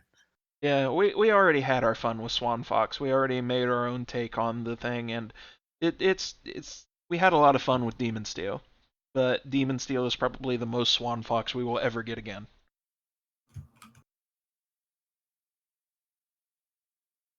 How did Cherno and a bunch of fairies get replaced by the Oni mask anyway? Exactly that. It was just ID numbers overriding. So it would spawn actor, say, 33219, and actor 33219 corresponds to both fairy and the Oni mask, so it would take the last one that was loaded, which is the Oni mask. I had Yeah, Swan Fox 1 was the fucking work of art. 2 was, I remember 2 being kind of boring up till the ending, which was the fucking funniest thing ever. yeah. Wasn't the ending of 2 the one where, Aijan, like, kept spawning the fucking Revenant bodies everywhere? Yes. That started flooding the fucking I never could. flooding the fucking cutscene. Yes. 2 had a lot of checking in. I still have the recorded videos from that session. I really should actually compile them together into a video. But I'm not sure if I could go through it again.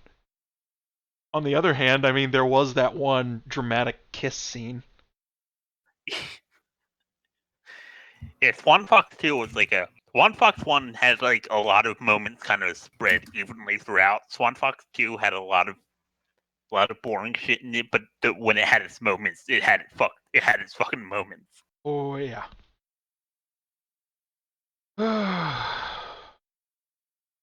Yeah, 2 Chris 91 2 was really tactical. Yeah, Morena is hard enough to give Halen a rough time. Morena is tough. Morena's really tough. First, you get the Angel of Death against Death itself, and that's an interesting match. I wonder how Morena would fare against Halen. Well, we can tell how she fares against a cursed rifle, which is actually she fares pretty well against it. I mean, she killed Vikenti a lot. Frick, everyone, let's donate until Turn plays Swan Fox again.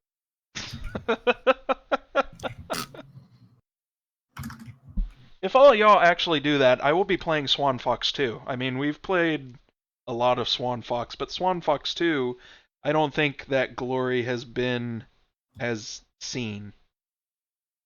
Yeah.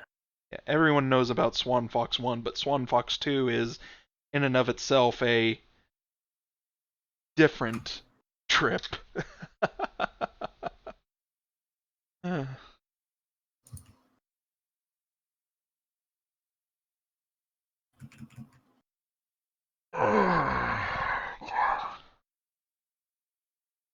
Alright, time to finish off this coffee.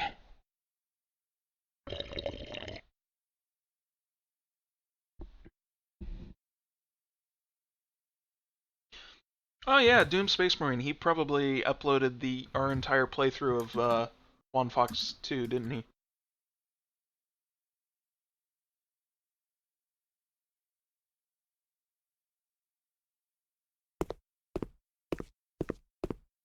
Swan Fox 2 is on YouTube, yes, but it is only Doom Space Marine's playthrough of it.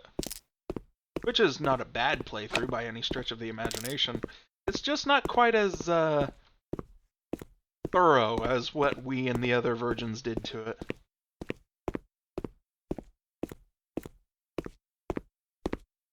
In this, we get the final upgrade, the Burial Belt. We wrestled with this thing a lot during development, didn't we? had absolutely no clue what it should have done until the last handful of days. Even then, its final form, it's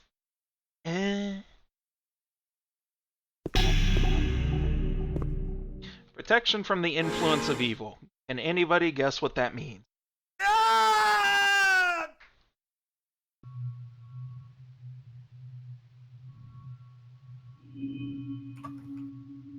Any guesses? Any guesses? Anyone?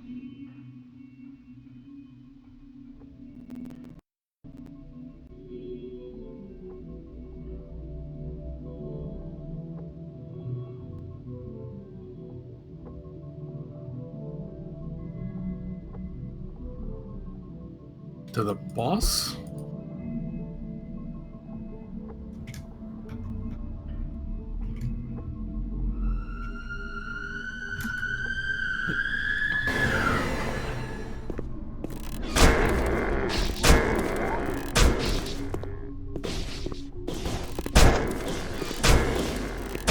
I see a couple people are pretty close, so I'll just explain right here.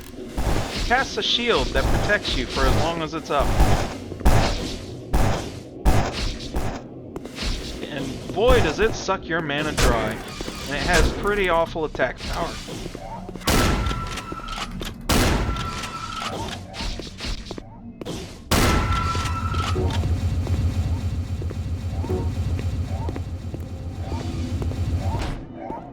Oh, right, the bitrate. This has got a pretty terrible bitrate on stream, doesn't it?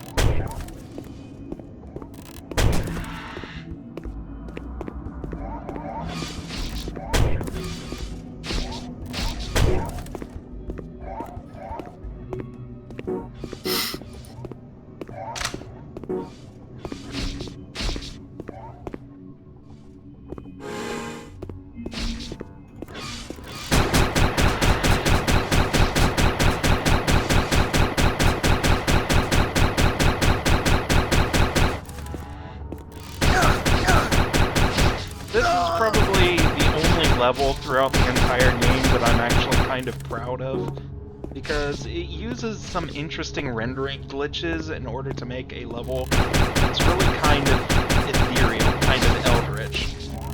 And of course, it doesn't really show up on stream at all because, you know, the bitrate.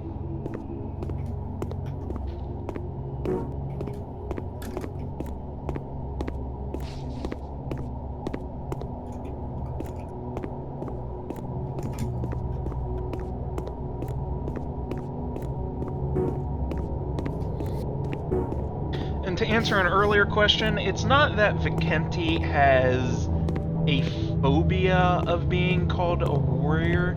It's just that one theme I tend to explore in a lot of my projects is characters that don't really like calling themselves heroes. Hey, Lynn doesn't think of herself as a hero, she's just a girl that was in the right place at the right time. Jadranka in Peace of Mind, for all the 3 people that played that, she's just a healer. She doesn't consider herself a hero at all. Vikenti, obviously, he doesn't like fighting, he doesn't like diving into danger, he doesn't like being considered a hero. And of course, in the Booty Project, I mean, you're playing as a pirate. That's not really hero material at all. Bloody hell, why am I hiccuping? Who's just a healer, Jadranka from Peace of Mind.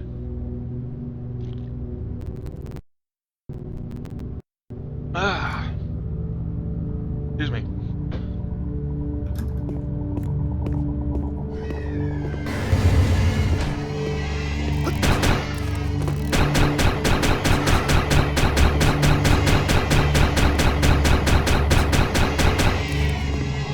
Yeah, it was an RPG Maker game.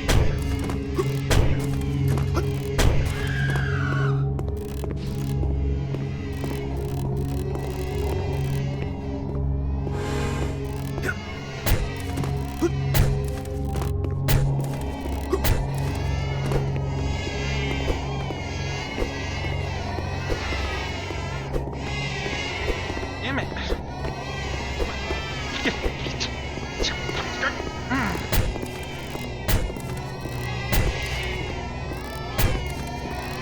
thing is, fighting this guy is not required at all. I mean, he poses absolutely no danger to you.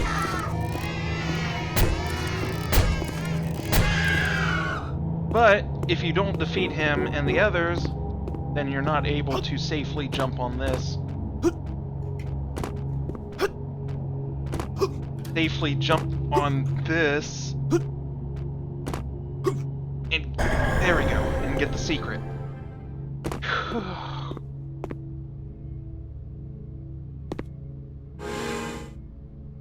Wasted all the grenades.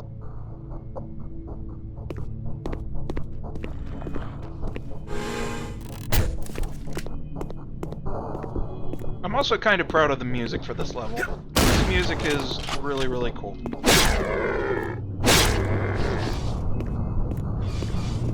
I tried for this song to go sort of...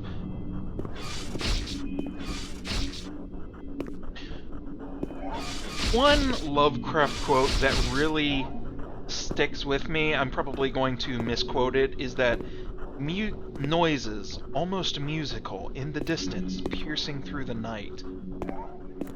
And so for this song, what I really tried to do is kind of string a bunch of instruments together in ways that were almost musical, but not. And in different areas, what I also did is I spliced together some snippets of songs from public domains.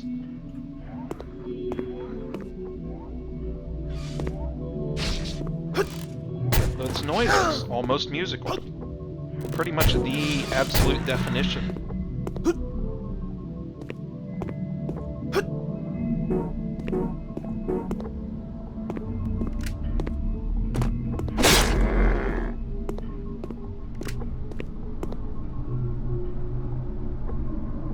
Did I make all of the music? No. No, not at all.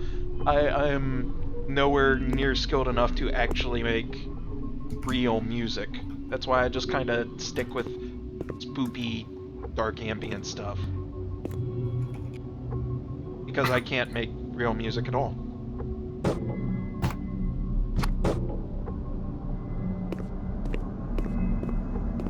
Nothing around here.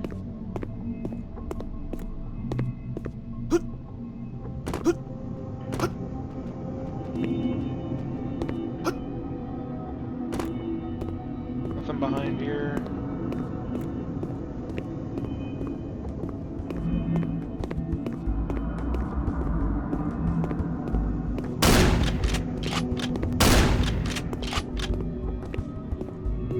I remember actually making music once. It was back in middle school.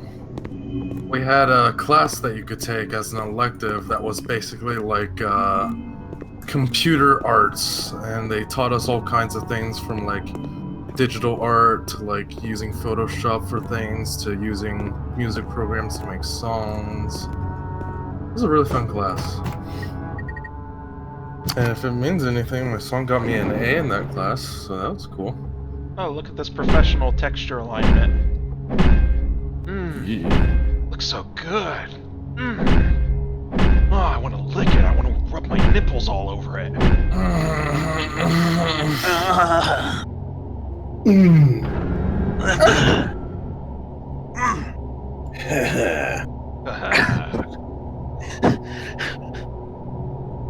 Yeah.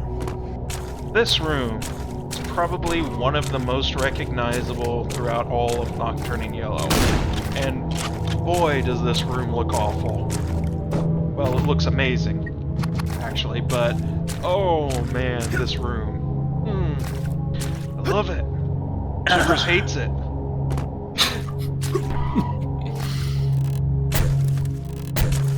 I love it. He hates it. Yeah, pretty much.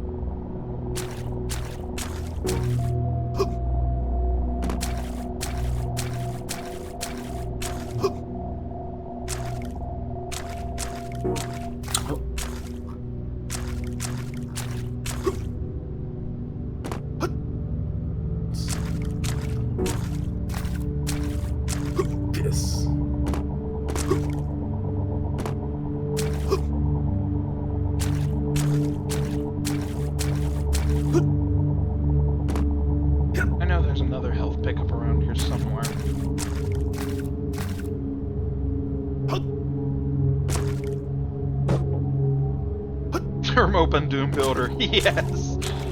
Local gameplay modder tries mapping. Casualties lie in the thousands. Oh god. Here's another where is it?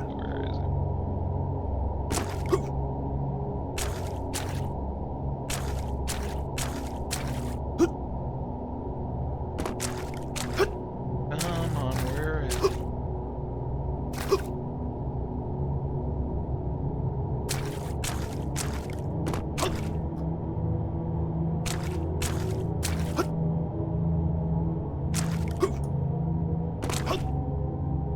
You know it's somewhere around the area. Man, you know a map's messed up when even I can't realize where it is.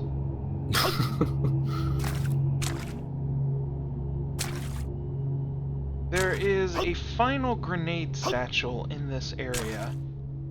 Somewhere in here.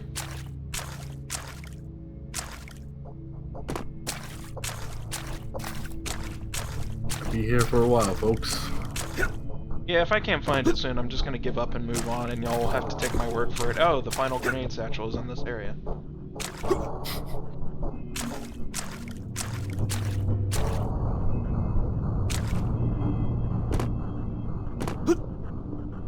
Oh. Oh, right. I never did fix this. This is an area that is incapable of being gotten out of.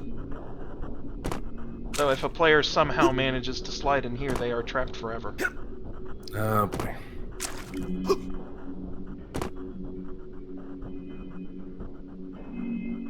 Oops.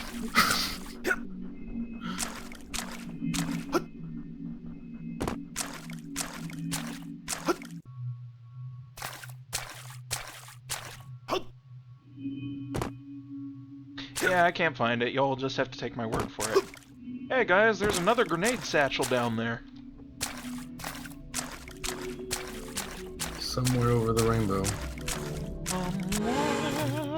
Over the rainbow. God, this looks like a Mach 2 map. Yeah. Yes, wet splash sounds. You really do not want to know how I got the wet splash sounds. Oh. I'm sure Mike and Naya already have an idea of where the wet splash sounds came from.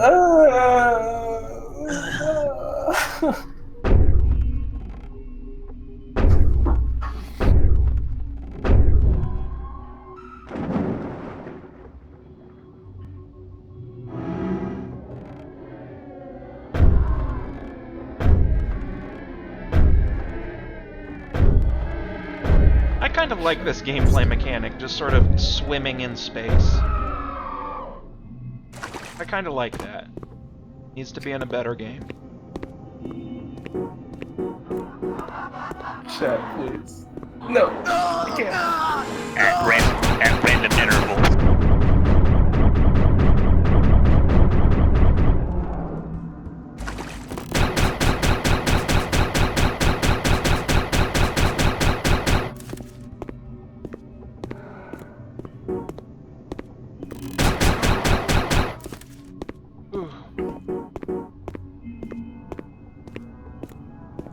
And of course, it's a gimmick so nice, I used it twice.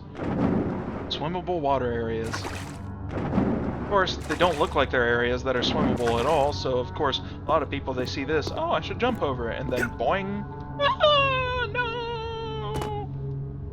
And then they end up in this little glitch. So, Bitrate. Yep.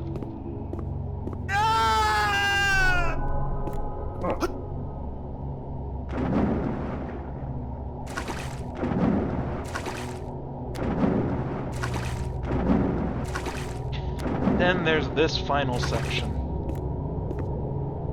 And oh lordy, this is gonna be hell on the bitrate. I just feel it.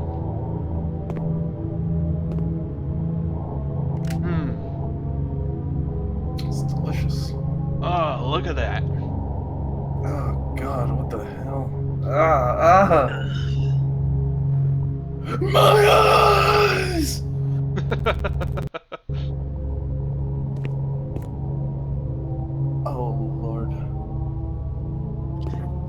it me or is this stream becoming chill anarchy levels of homoerotic?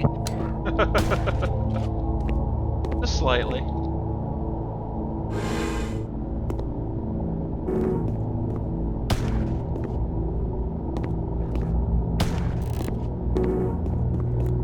I think we need a little bit more flexing for it to reach there.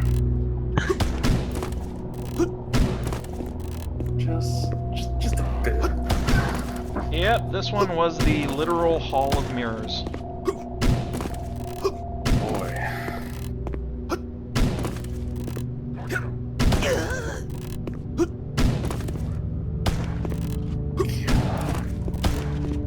Fuck. And just in case you didn't think this game wasn't great enough, we've even got cover-based gameplay. What is even happening?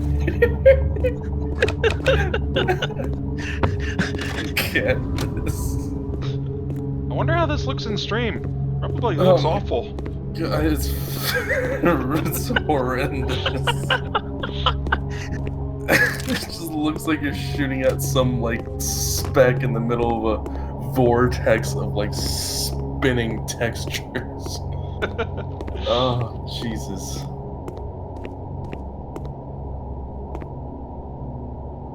Then it continues. Yep, what a beautiful hills to boss the final fight. I do like this final hallway. This is really, really cool.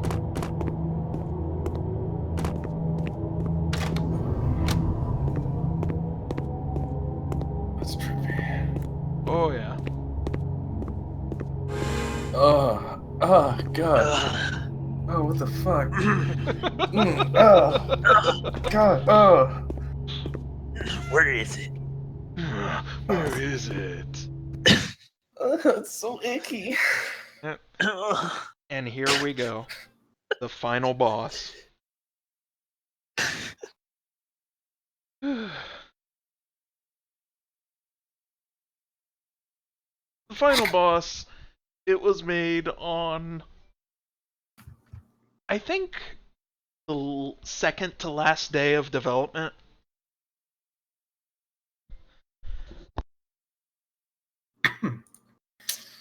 That sounds promising. Oh yeah, it was incredibly promising. It was second to last day of development.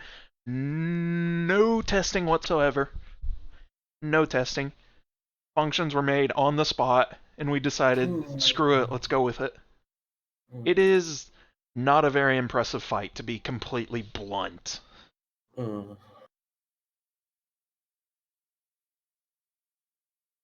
But, I mean, it's a final boss fight. And it's certainly different from everything else. Does it have 3 phases? No.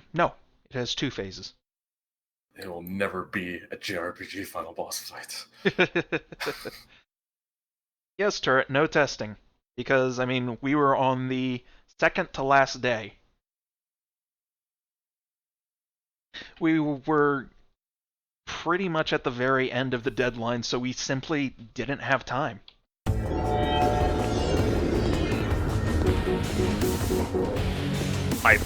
But then I did, without even knowing what I was doing. My body went out.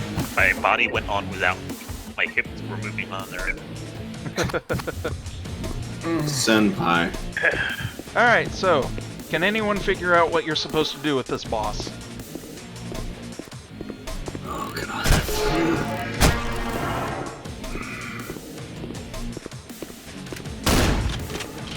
My answer is, what is that an avocado? No. Oh, Yes. it looks like an avocado. Purple energy avocado. A purple energy avocado. Oh, hey, it's this routine. Yes. Yes, it's root pain. Yes, it's root pain. It will live.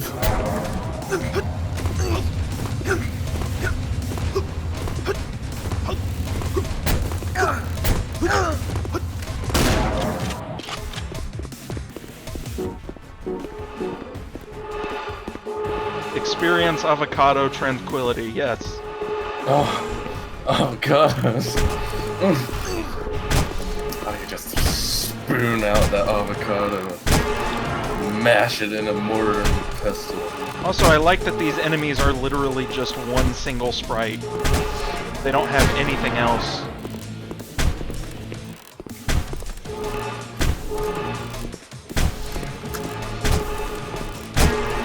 Magic turning avocados into guacamole.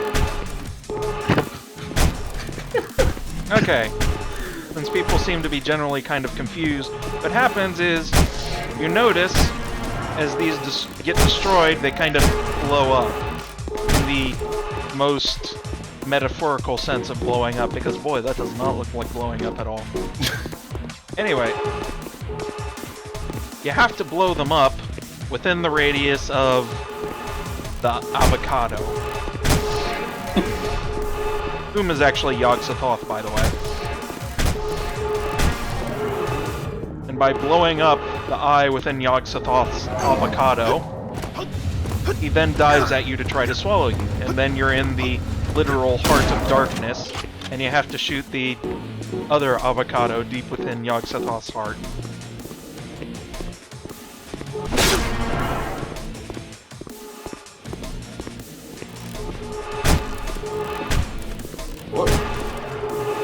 Rip. Then repeat the pattern. Kill another eye within Yog-Sothoth's distance, let him swallow you, and shoot the eye again. Or rather, shoot the heart of darkness.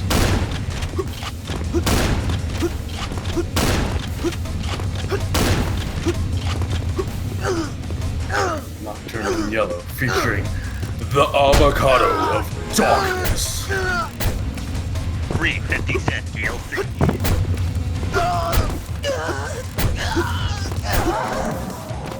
Whew.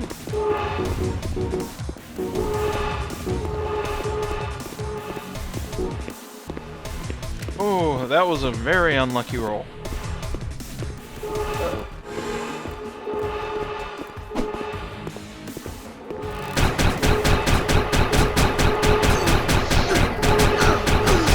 Damn it.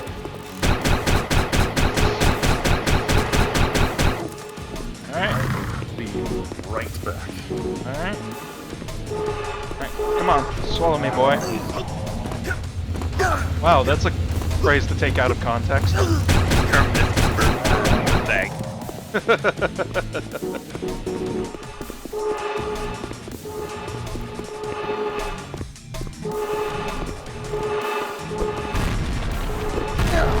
Yog-Sothoth is described in lore as like a many-eyed being, which is what this is supposed to be.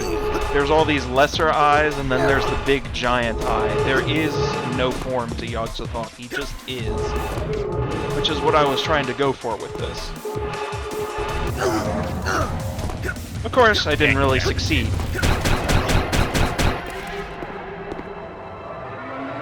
You shoot him a lot, and then you win, I guess, in the biggest question marks possible.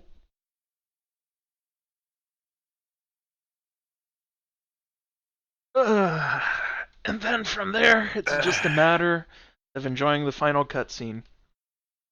Congratulations, you've beaten the final boss. You have beaten Nocturne in Yellow. Congratulations! Congratulations!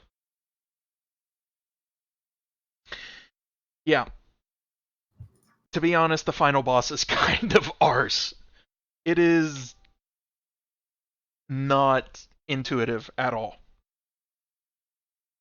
Well, you had what, like 2 days to make it?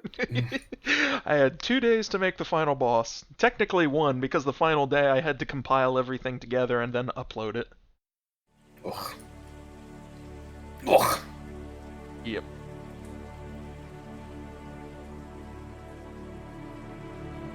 Where's Vic's fat reward and ticket home? Doesn't exist. Ah, no fat loot. Disappoint 1 out of 10. Wait a minute. This isn't my world. Disappointed! It's like Skyrim, but no looting. 0 out of 10.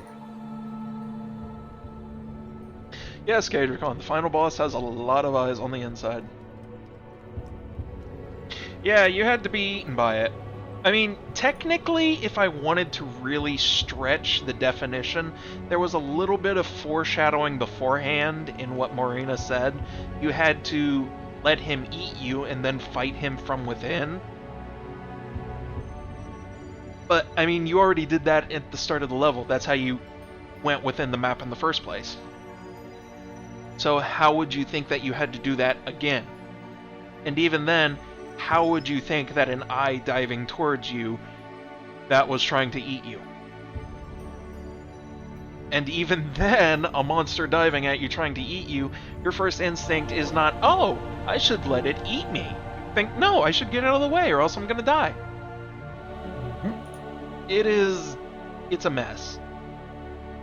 It is a mess on so many levels.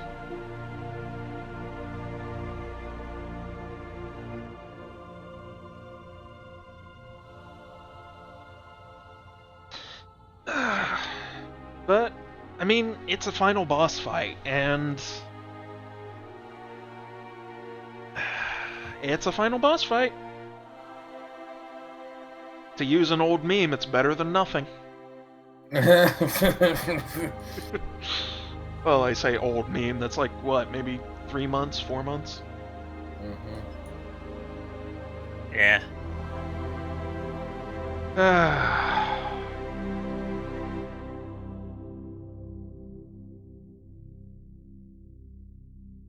I wonder if highlighting certain words would have helped more. Oh, like Legend of Zelda? Just make different text colored.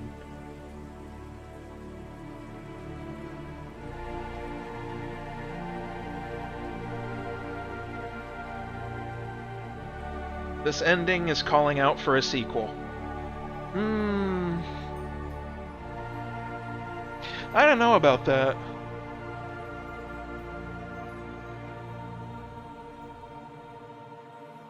Please look forward to Vikenti versus Shrek. Well, we've already got the Shrekavek. Better than Quake's final boss. What final boss? Ooh.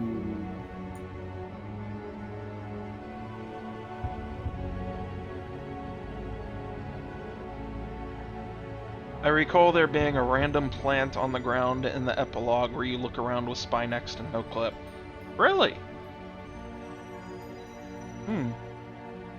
I don't remember putting a plant there, but I'm going to have to try it. Okay, what map are we up to now? We're at the end, Shivers. Finished it? Yeah, Good. this is the final cutscene. Good. Neat. Shivers barely struggles to keep his contempt in check. The evil is defeated.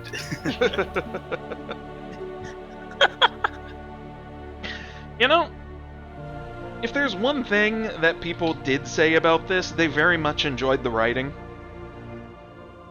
They very much enjoyed the writing, the characters, and all that stuff. But I look at that, and I look at this final cutscene, and there's just this one final question that just rings in my head again and again and again. Oh yeah. So what about that book that started this whole thing? What book? The Island book? Yeah, that's the thing. A lot of people have already forgotten about this book, but that's how the entire thing started. I mean, Vikenti found a book, he opened it up, and the book was saying, yo, Elder Gods are coming, yo, gonna wreck their shit up. Humanity is gonna be enslaved, and aeons of darkness, and etc. Vikenti... What you don't know was it was a picture book, and it was basically, see this guy, he's gonna take over the Earth. You guys are all gonna kill each other, go to this island, fix it, I'll do as a rid out. Yeah. And that's what started the entire quest. Vikenti was oh no, is this real? Tries to report it to the police, the military, and they're like, what? No, we're fighting World War I. Go buzz off or whatever. Look, man, look, Vikenti, if you come in here with your lizard people again, we're gonna kick you out. That's just how it is. Yes. But yeah, the book is never resolved. That started the entire quest, and it is never resolved. At all. And every time people talk about how much they enjoyed the plot, how much they enjoyed the characters, it's just, that one thing sticks in my mind. Kind of big thing left hanging there. Sequel time. The next game should have you fight the book. You go back to your library, and the entire library's on fire, and the book's missing. Yeah, the book, it just kind of sprouted legs and walked off.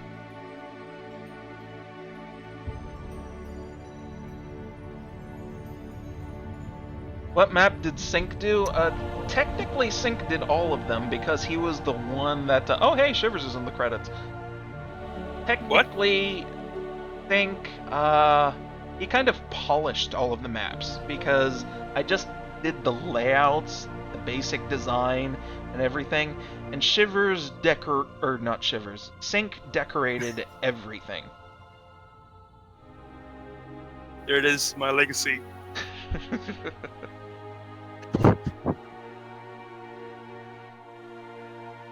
John Carpenter ass book, grows whatever it needs and crawls around and shit.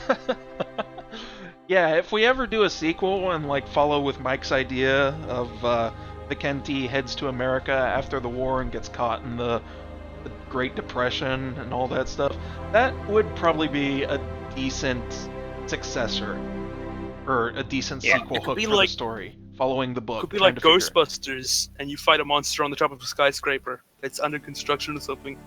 Yeah. Nocturne in Yellow 2, Nocturne harder. But if I ever do anything like that... Nocturne in red, white, blue. Nocturne in red, white, and blue! Burger edition! This has tons of hidden burger porn all over the place. Yes, that'll be the health pickups. There won't be souls, there will be just burgers everywhere. Different kinds of delicious burgers. Mm-hmm.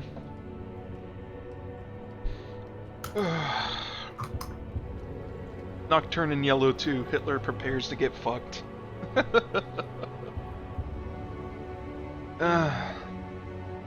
Nocturne in yellow. This has nothing to do with golden showers.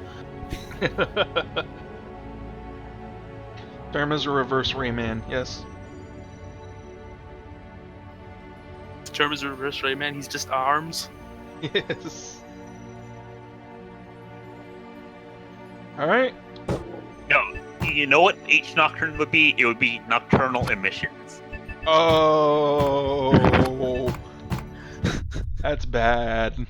Yeah. Also, a little bit of interesting thing. Every single quick quote, every single one, they are taken from a different Bible verse. Quick quote: Does Vicente have that thing from Rise of the Triad where you push a key and he does a random taunt? No.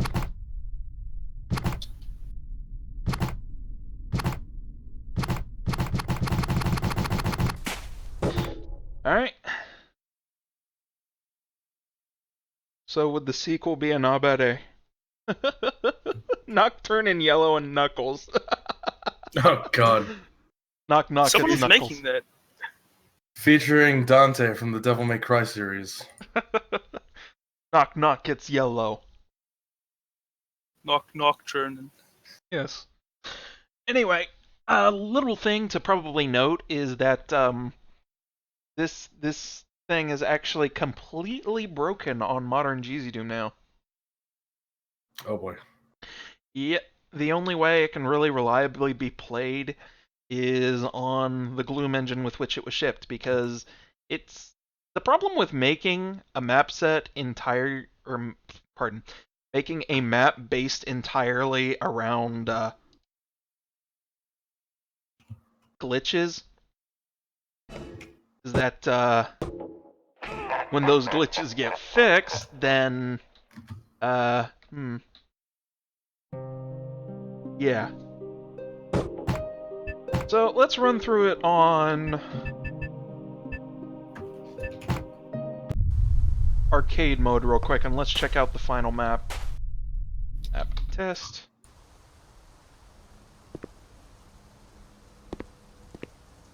Oh boy, here we go. Either way, anomalous. Either. I mean, Either way, it's broken. It's broken.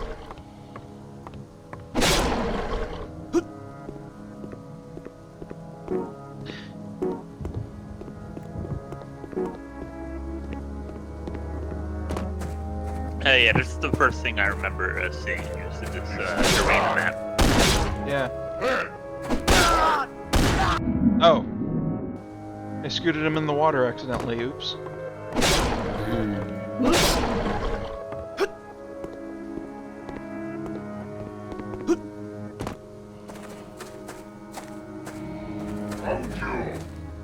Gotcha! Die! Hey! Die! Die! Fire! And those vampires are the worst. Both in lore and in this game. I do have Nocturne and Knuckles, actually. It was very, very funny. I enjoyed it quite a lot.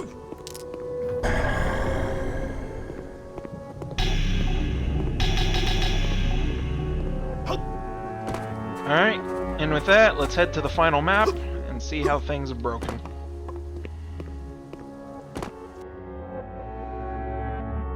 Map 7.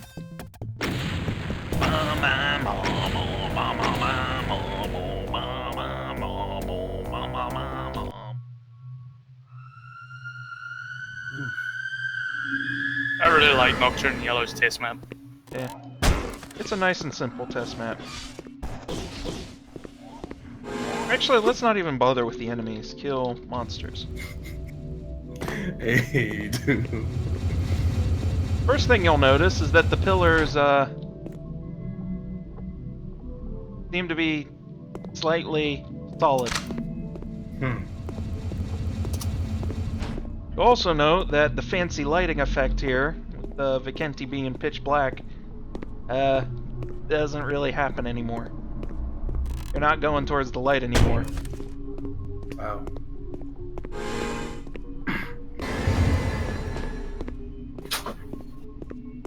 It just looks like you're walking in a really foggy hallway now. Yep.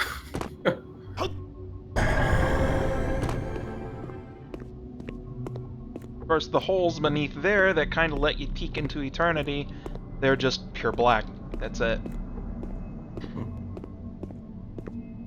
No small hints of things to come.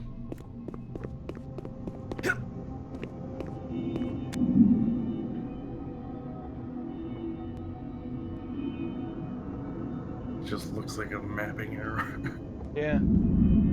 Technically they are mapping errors, they're just intentionally done.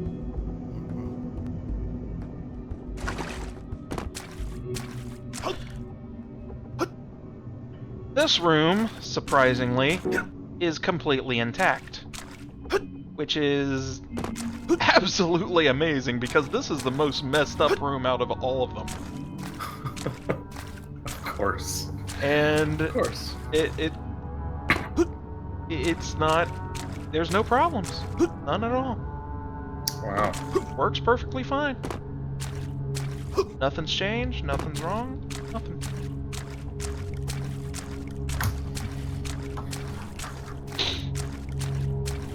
With this, being underwater has changed the sound. Everything is a lot more muffled. And so the sounds of the Allah screaming, they're... It's all muffled. Yeah. Well, I mean, they were muffled in the first place, but now they're especially muffled. Same with changing, everything. All muffled. Every single bit.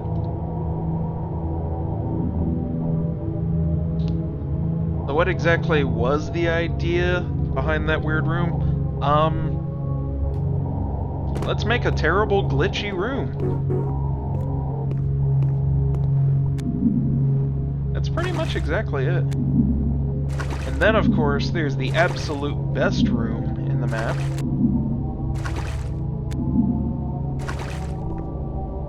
Huh. Boy, look at all those, eye-searing effects that are just completely gone now. Hey. You playing Cheesy Doom now? Yep. Boy, Wow, look now it just looks bad. No, it just looks bad. Painfully bad. at... Yep, this is, Oh, it's just,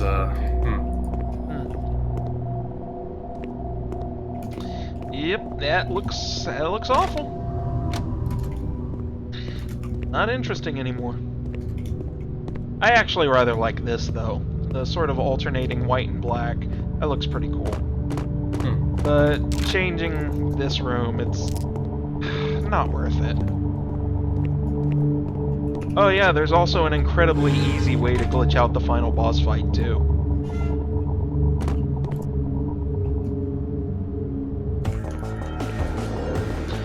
First, you gotta equip any weapon that hits multiple times, which means either the white coal or the dragon scale. I suggest the white coal.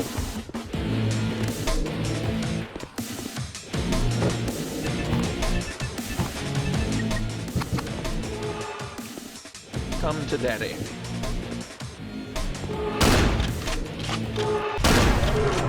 Let him swallow you. Come on, swallow me. There we go. oh god, I can't help but think of that in a different context. Swallow me, baby. Actually, not that context, but sure. It's another different context. See, the final boss doesn't actually work based upon health. Instead, it counts how many times you activate its pain state. So for weapons that inflict pain multiple times, this works about as well as you would expect.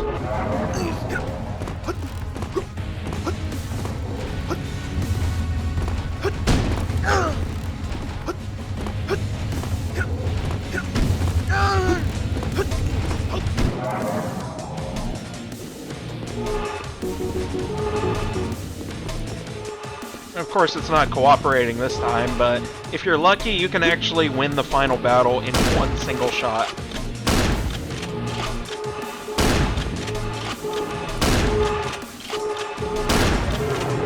There's an idea, Jerm. Yeah? So you know how there's a lot of games should let you skip the difficult parts so you can just read through the story, right? Yeah. Would you do something like that for Moody, like a visual novel mode or something Actually, like that? aren't we doing something that makes fun of those people? I don't know, actually. Oh, here we go. The arcade mode ending. This is wonderful. This is probably the single greatest thing I've written. You've stabbed all of the vampires and zombies. The world is now full of less of both. You also stabbed some weird space alien thing. Fucking Cthulhu or whatever. He was no match against your Jesus spear. While sailing home, you trip on your boat and stub your toe. It hurts a little. And there we go. Game end. And visual novel mode, I'm kind of torn, Shivers, because ultimately, as much as I love story and gameplay and writing and all of that, I think a game should focus on the gameplay first and foremost. I agree. If you want to experience more story of a game, then you better be willing to play through it. But at the same time, I know a lot of people just really aren't into shooters that much, especially among my friends. You guys are like the only guys I really know that enjoy shooters. I love shooters. Shooters is my jam. Yes. One thing I have been thinking of doing is how Otohime, she controls most of the in-game options and that sort of stuff. I was considering giving her an option that can turn down the difficulty mid-game. If you're having a lot of trouble, you can just talk to her and she can lower the difficulty. But if you do that, A, she completely shit-talks you for the entire rest of the game, and 2, you are kind of locked into the bad ending. You should have it so, if you complete a few levels and talk to her, she'll be like, "Oh, so how's the review of the game going?" God. I don't think you should be locked in the bad end unless you like pick the piss easiest difficulty. Yeah, yeah.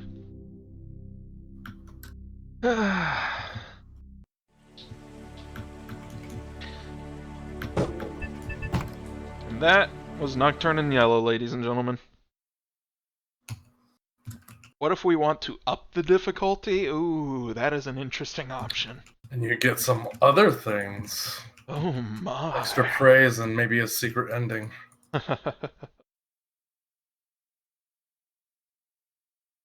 Oh wow, it's almost been 3 hours. And that was Nocturne in Yellow, ladies and gentlemen. It's not a perfect game by any stretch of the imagination. I mean, there's a lot of things we could blame it on. We could blame me being inexperienced with mapping. We could blame the 1 month deadline.